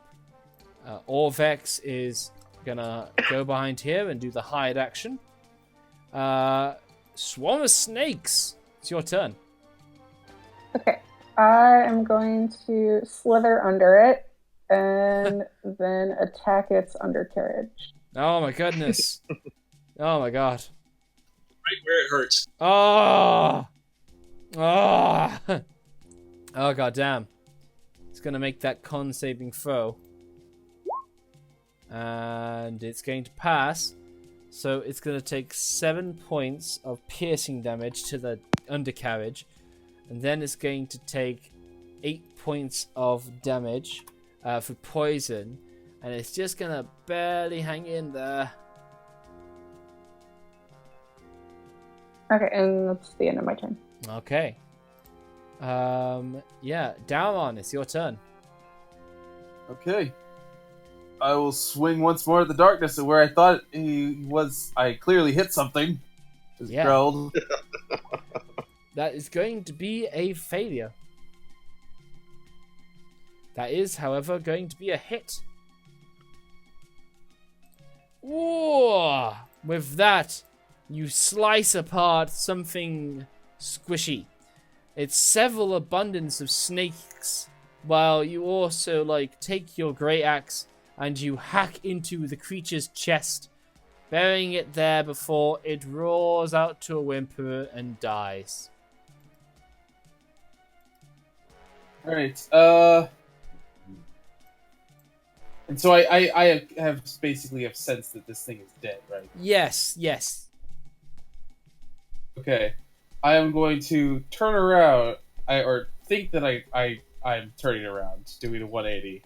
Okay. And I am just going to... I know that there's another creature in the west direction, and I'm probably just going to run straight forward and probably run right into the creature without even realizing it. Excellent. Please make me a wisdom check. Whatever your proficiency to wisdom, excellent. You go in that exact direction like you hoped you would go. You are not turned around in the magical darkness. Okay, and I'm probably going to end up bumping into the creature before I actually get out of the darkness. Or I'm You not sure if I kinda can actually do. see from this point. You kind of get halfway out and you just see it roaring right in your face. All right, and then I will use my lightning on it. Oh, you shock it so much in surprise, as you are shocked in surprise, and is electrified in surprise that it dies. Oh, nice. Yes, well done. And that is combat done. Nobody got to see my greatness! Damn you, you tiefling! I'll end the concentration on the darkness. Yes. Brightheart, do you want to remain a swarm of snakes? No, I'm gonna turn back. Okay. I'll go wake up Mushroob. Yeah. Mushroom goes, What? What did I miss? I will use my my cloth that still had the honey on it and try to wake up the grung without actually touching him. he licks the cloth as he's like, and he wakes up. All right, and I think my rage is done at this point. So Yeah, it will be done. Everybody wakes up. Now then, as you can see these steps that are descending into this building, and yeah. Let's see. Okay, so flanking the entrance over here are two monoliths, which was causing the majority of cover in that fight just then. Right where the grung is and right over here. Again in old Omuan, old Orvex comes up ahead and goes, I take it I'm proving my worth now by reading old Omuan to you?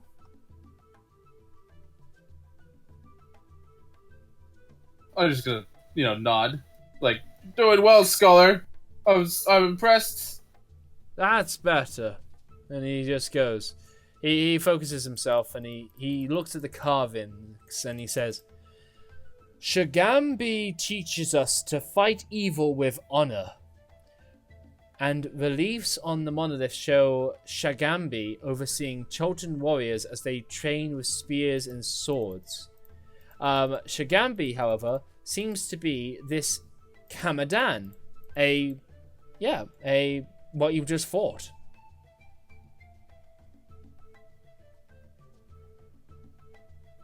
An honor trial then, and I'm just gonna quickly I'm just gonna go right in. That's excellent. I love it. I actually like this one guy approach to this because it's just so much tidier, and I love it. Let's go.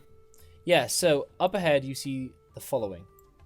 Oh, hang on. Let it be his turn. There's 9 of these, and you'll all get a turn, I think. Is there anything written on the other pillar, or is it the same thing? Same thing. Same situation. Okay. Just getting all this showed up. So, before you, Mr. Dauron, steps descending. Well, firstly, what was a very heavy doorway to open up, but you do so not so difficultly. Steps descend into a 15-foot high, moss-covered room. 4 statues of Omuan warriors stand in alcoves to either side, overlooking a barred gladiatorial pit in the floor. Each statue looks like it was meant to hold a spear, but its weapons is missing. On the far side of the chamber, a stone pedestal stands, conspicuously bare. A relief on the wall behind it shows a monstrous jaguar with 6 snake heads protruding from its shoulders, fighting off a squat, frog-like humanoid armed with a spear. To the left of the relief is a narrow tunnel with stairs leading down, which you can see over here. I see. I am going to move over here. And how thick are these bars? I'm just curious. Yeah, let's let you know.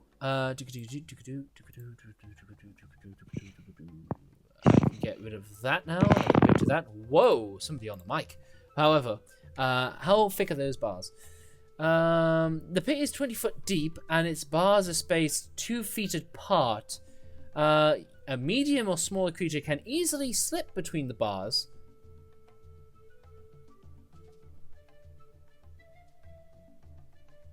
So yeah, you can easily slip between the bars if you like.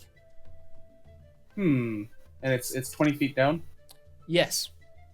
I immediately cast Levitate on Dalaran. No. I'm kidding. I've learned my lesson. It would have been funny if you went through it anyway.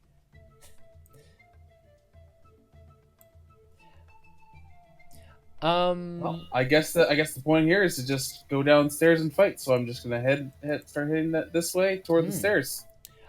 Just as this is all going on, old Thingy kind of like steps down just to peer in as he doesn't take on the trial. Have any of you watched The Crystal Maze? Doesn't sound familiar. It's a cool game show. Anyway, you can have like a viewing area and you can take part in the maze, but right now he's kind of just keeping way back, but he has to look at the carving. And there is some more Omuan like scriptures that are written across it. And Mushrib comes up along him as they seem to be able to combine their mutual knowledge to like answer this. And they say, this rings a bell. And as they read it, they say the following. At noon, a brave Kamadan hopped down from her rock. She saw the evil in the Omuans' hearts and decided to lance it like a troublesome boil. The Kamadan fashioned a holy spear, but she left it by the riverbank, and a crafty grung stole it. In her rage, Shigambi the Kamadan forgot all about the Omuans and chased Nang Nang the grung forever across the sky. Anyway. Spear, huh? Yeah. Does the relief have the spear with any like fire on it? No. Not that that's reflected here anyway. But you're heading on. You're heading down to these like dusty chambered like corridors. You also pick up the rest of the story as you go along, as you quietly see like the Kamadan leaving a spear behind, while it then kind of goes to the Kamadan chasing the grung across the sky. You then find yourself underneath the gladiator pit via an underground walkway, and beyond the other side, you can see that there's another passageway that heads on through there. All right, as long as I don't see any like spears or anything like that, I will check to see if there is a trap. But otherwise, we will hang on, see it. Hang on, I gotta back you up in case I've missed something, because I'm a little worried I may have missed something. Okay. Yeah.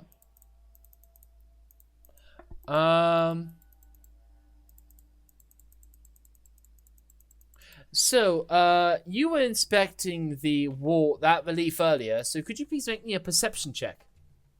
I have one there, 21 if you would like to use that. Oh, Or I can excellent. get another one. So, you notice several tiny little holes in the relief.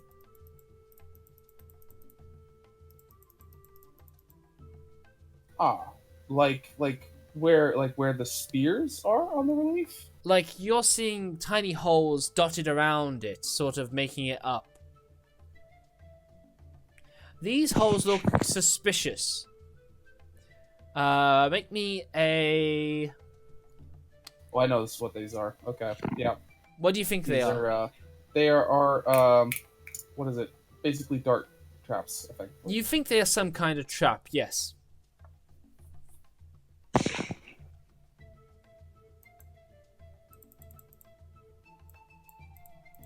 But yeah, you think there's some kind of trap. Alright, I'm gonna warn our scholar and Mushrip they should probably not stand in the doorway, because obviously it's going this way, out the main door. Hmm. No, they listen to your advice and they step back a bit. Alright.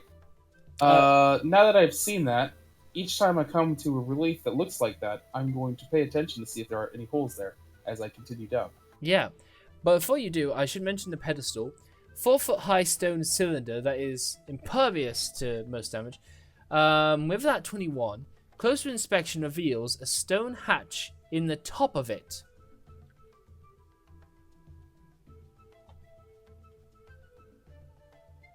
So basically, like a top to it, like a Yes, cover.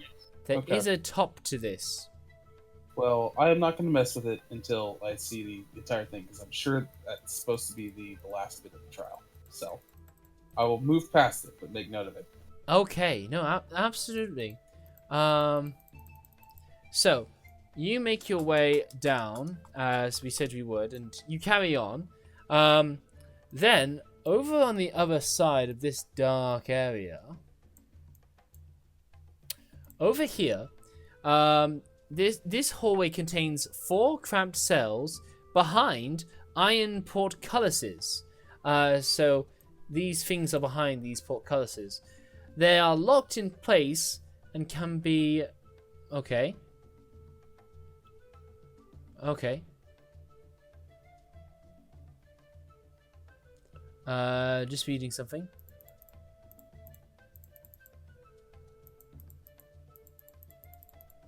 Yes. So back here, rather, you stepped on something that then caused a loud amount of kerfuffle to go about. This kerfuffle led to what some of those portcullises I was mentioning to come out. And from them, these 4 gladiators, made of clay, form up all around until they corner you in like so. And Alright. we will have these dudes in initiative order as they come out to fight you. Their spears, though they are made of clay, the people, their spears seem reminiscent to the 4 people you saw upstairs.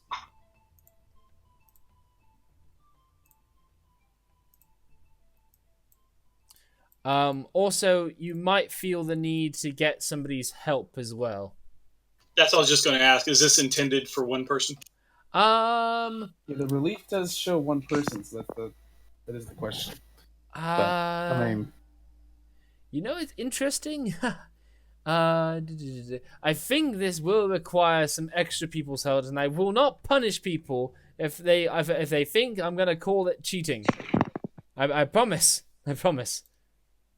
What does the adventure say? The required number? Yeah. So, oh, hang on. Yeah. So these 4 come forward to you with a wooden shield and a bronze spear in the other hand. But yeah, they come forward to you. Bollocks. Sorry.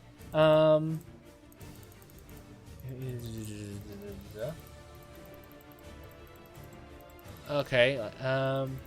Yes, sorry. So these are all called to the gladiator. So they all come to you.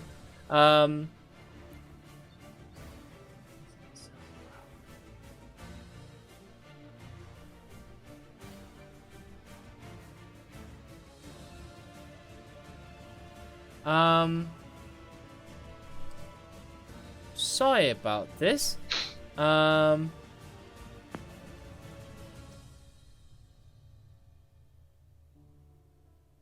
Yes, no, I'm sorry. No, this is exactly how this should go down.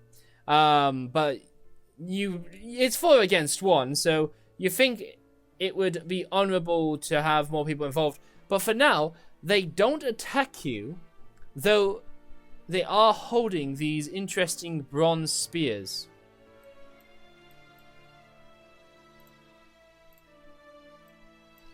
All right. I am going to. I more than likely have my weapon ready here. Yes. Well,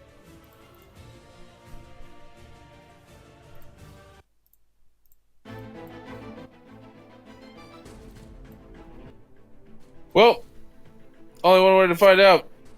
I'm gonna try and hit one of the clay gladiators here for my turn. Excellent. Which one do you strike? They all look the same, right? They do. All right. Well, I will strike the one to the northeast then. Okay then. Roll it. Okay, that is going to be a miss. And with do you want me to do my full turn, or are we doing this as a surprise? No. This is you. It's perfectly aware of you, and you're perfectly aware of it. So no surprises are involved. Okay. So you do your thing first. All right. So that's my first attack. That's my second one. Both are going to be misses. And with my bonus action, I'm going to enter defensive stance. Okay. For my tunnel fighter. Nice. Very nice. You defensive stance, you make opportunity attacks. Awesome. So, now you can just kind of go back to regular initiative. Only one steps forward, and it is this clay gladiator. He will then... he will then make 3 attacks with you with his one-handed brass spear. He rolls a 10, a 25, and a 19. Oh, wow, 3 attacks. Yeah, you definitely need help. Yeah, you need help. Yeah, defensive stance I think only adds a +2 anyway, so yeah. What it says here, you can make opportunity attacks when using your reaction. You can use your reaction to make a melee attack against a creature that moves more than 5 feet. Yeah, but I'm also in defensive stance, which I believe... As I'm using it, it doesn't tell me anything. If only you summoned that information up so I could read it. Yeah, I should have added defensive stance since it's associated with that. But yeah, I'm presuming 2 of these is a hit, so you'll be taking 22 points of piercing damage.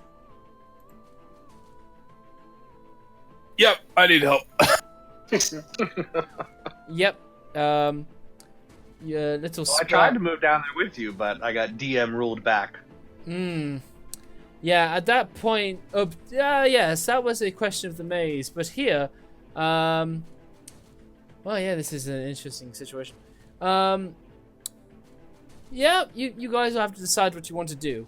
But DM will be lenient about what he was punishing you with earlier. That's fine.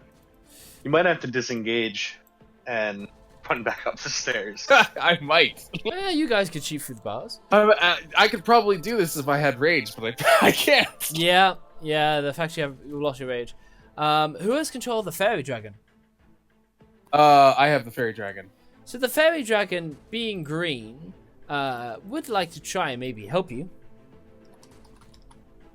What's it got? It has 1 spell of suggestion. That's not going to really help too much. So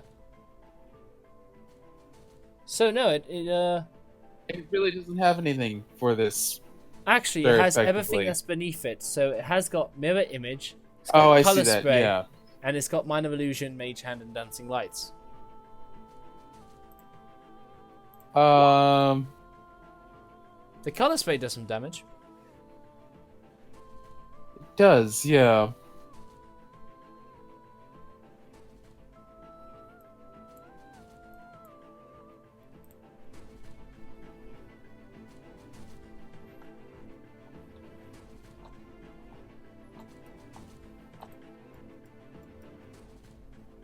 All right, I guess we're gonna go with.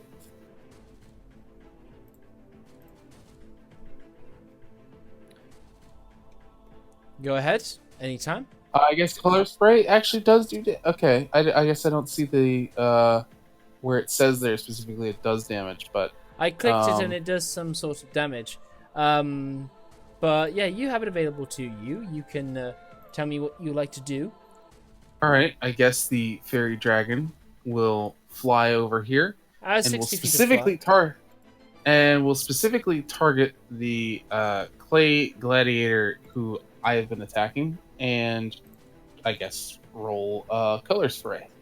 Yeah, where is it? I don't see it anymore. Where is the dragon? It's on top of it. It's kind of flying on overhead here. Right, yes. So To front, and then boom. Right, there we go. There we go. There we go. Okay, so what kind of damage type is that? What does this say about the color spray? I don't think that it's actually. Yeah, I don't think this is a damage at all. We'll see. Okay. A dazzling array of flashing colored lights from your hand. Roll 60-10. The total is how many hit points the creature of the spell can affect. And then it blinds them. Okay, yes. So he means well. He does his best. Well, it's actually not immune. But it has got more than enough hit points to resist the effect. So Sparky will just fly off, I guess. Kifri, time to shine and to pass a healing oxysol for your friend. So I could do that, or I could shatter them. They will have disadvantage because they are made from a inorganic material. However, you will get thingy in that. I know. You want me to shatter them? Do it! Okay. Damn. I'm gonna cast. Brave dwarf.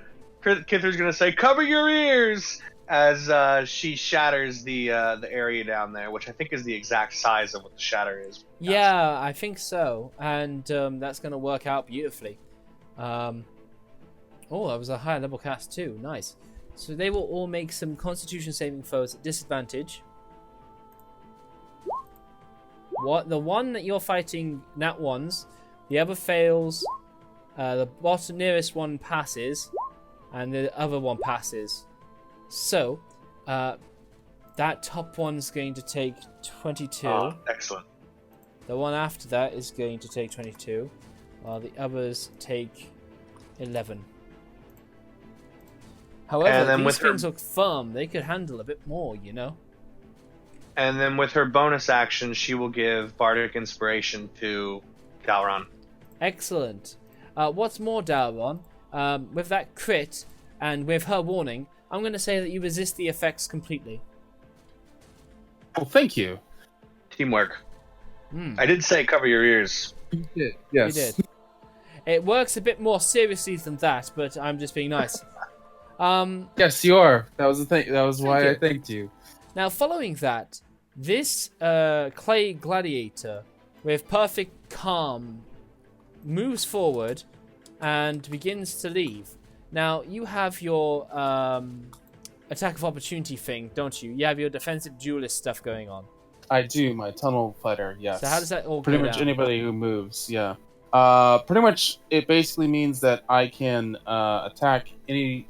I basically get anything that moves more than 5 feet in my area, I get attacks of opportunity on. Oh, okay. That's how tunnel fighter works. Nice. Well, yeah. That's going to be a miss. And it's going to dash forward.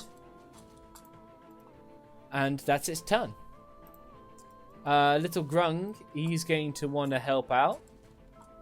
So he goes over to here. And he just does the dodge action. As he's a little slow dude. Sylvan, it's your turn. You think things are going to hell in there? Are you back yet? Yeah, I'm here. Sorry. It's okay. So, I guess I'm gonna move into at least the hallway. Okay.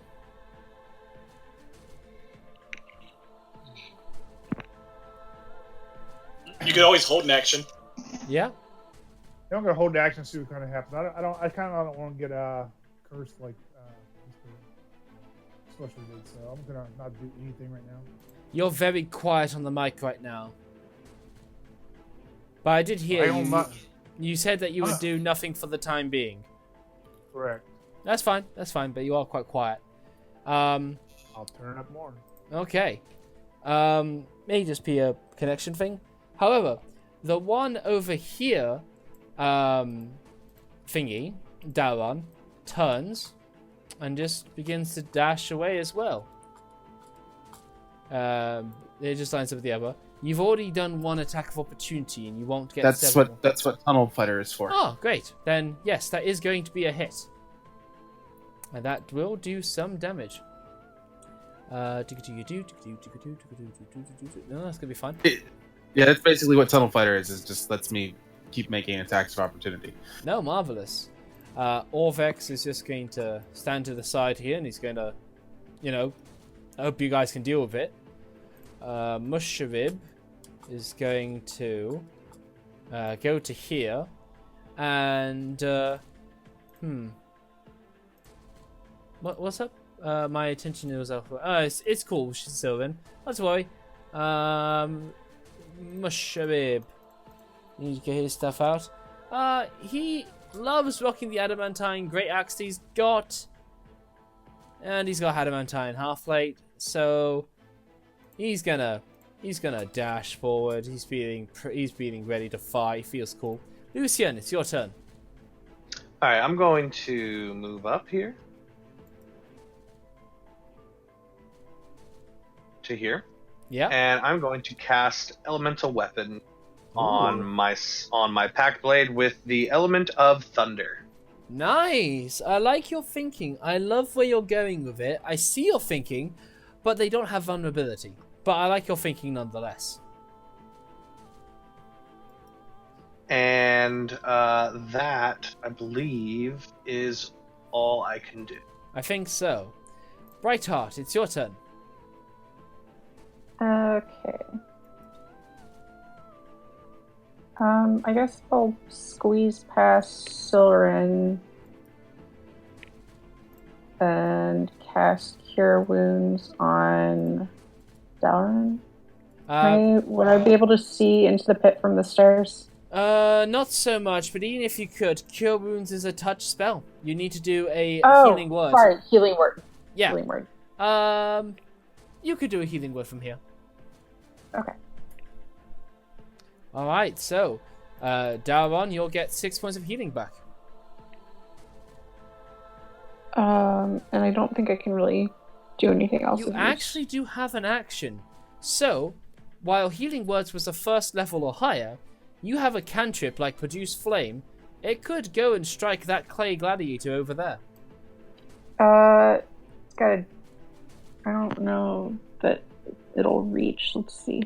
It will more than It's likely only reach. 30 feet. Wow, that was a crit. And at disadvantage, that's still a hit. Okay. So, always worth a try. And you do 13 points of fire damage to it. Not bad. With that being said, that is your turn, unless you specify otherwise. And Daron, sorry, you saying anything? You looking to say anything? Sorry. It's No, okay. sorry. That is cool. It sounded like you were trying to say something. Maybe I was interrupting. However... No, I have a bit of a cough still. Oh, okay. No worries, no worries. Just going around. Now, this other clay gladiator walks blindly away from you, Daron, and he begins to charge his way up. And yes, you will do an attack of opportunity against him, and you will miss. And that is his turn.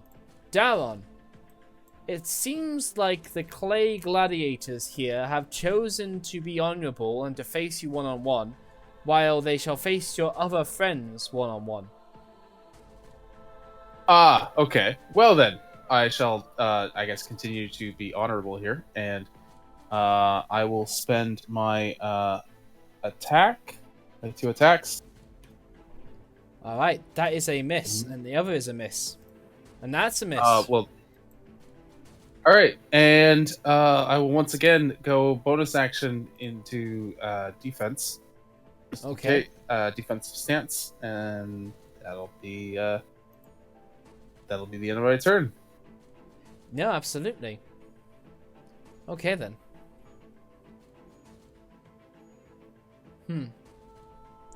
Okay. So, Willem, it's your turn now. Oh, wait, no. While we are at the top of the initiative order and it's 10 p.m., we will actually end that session there.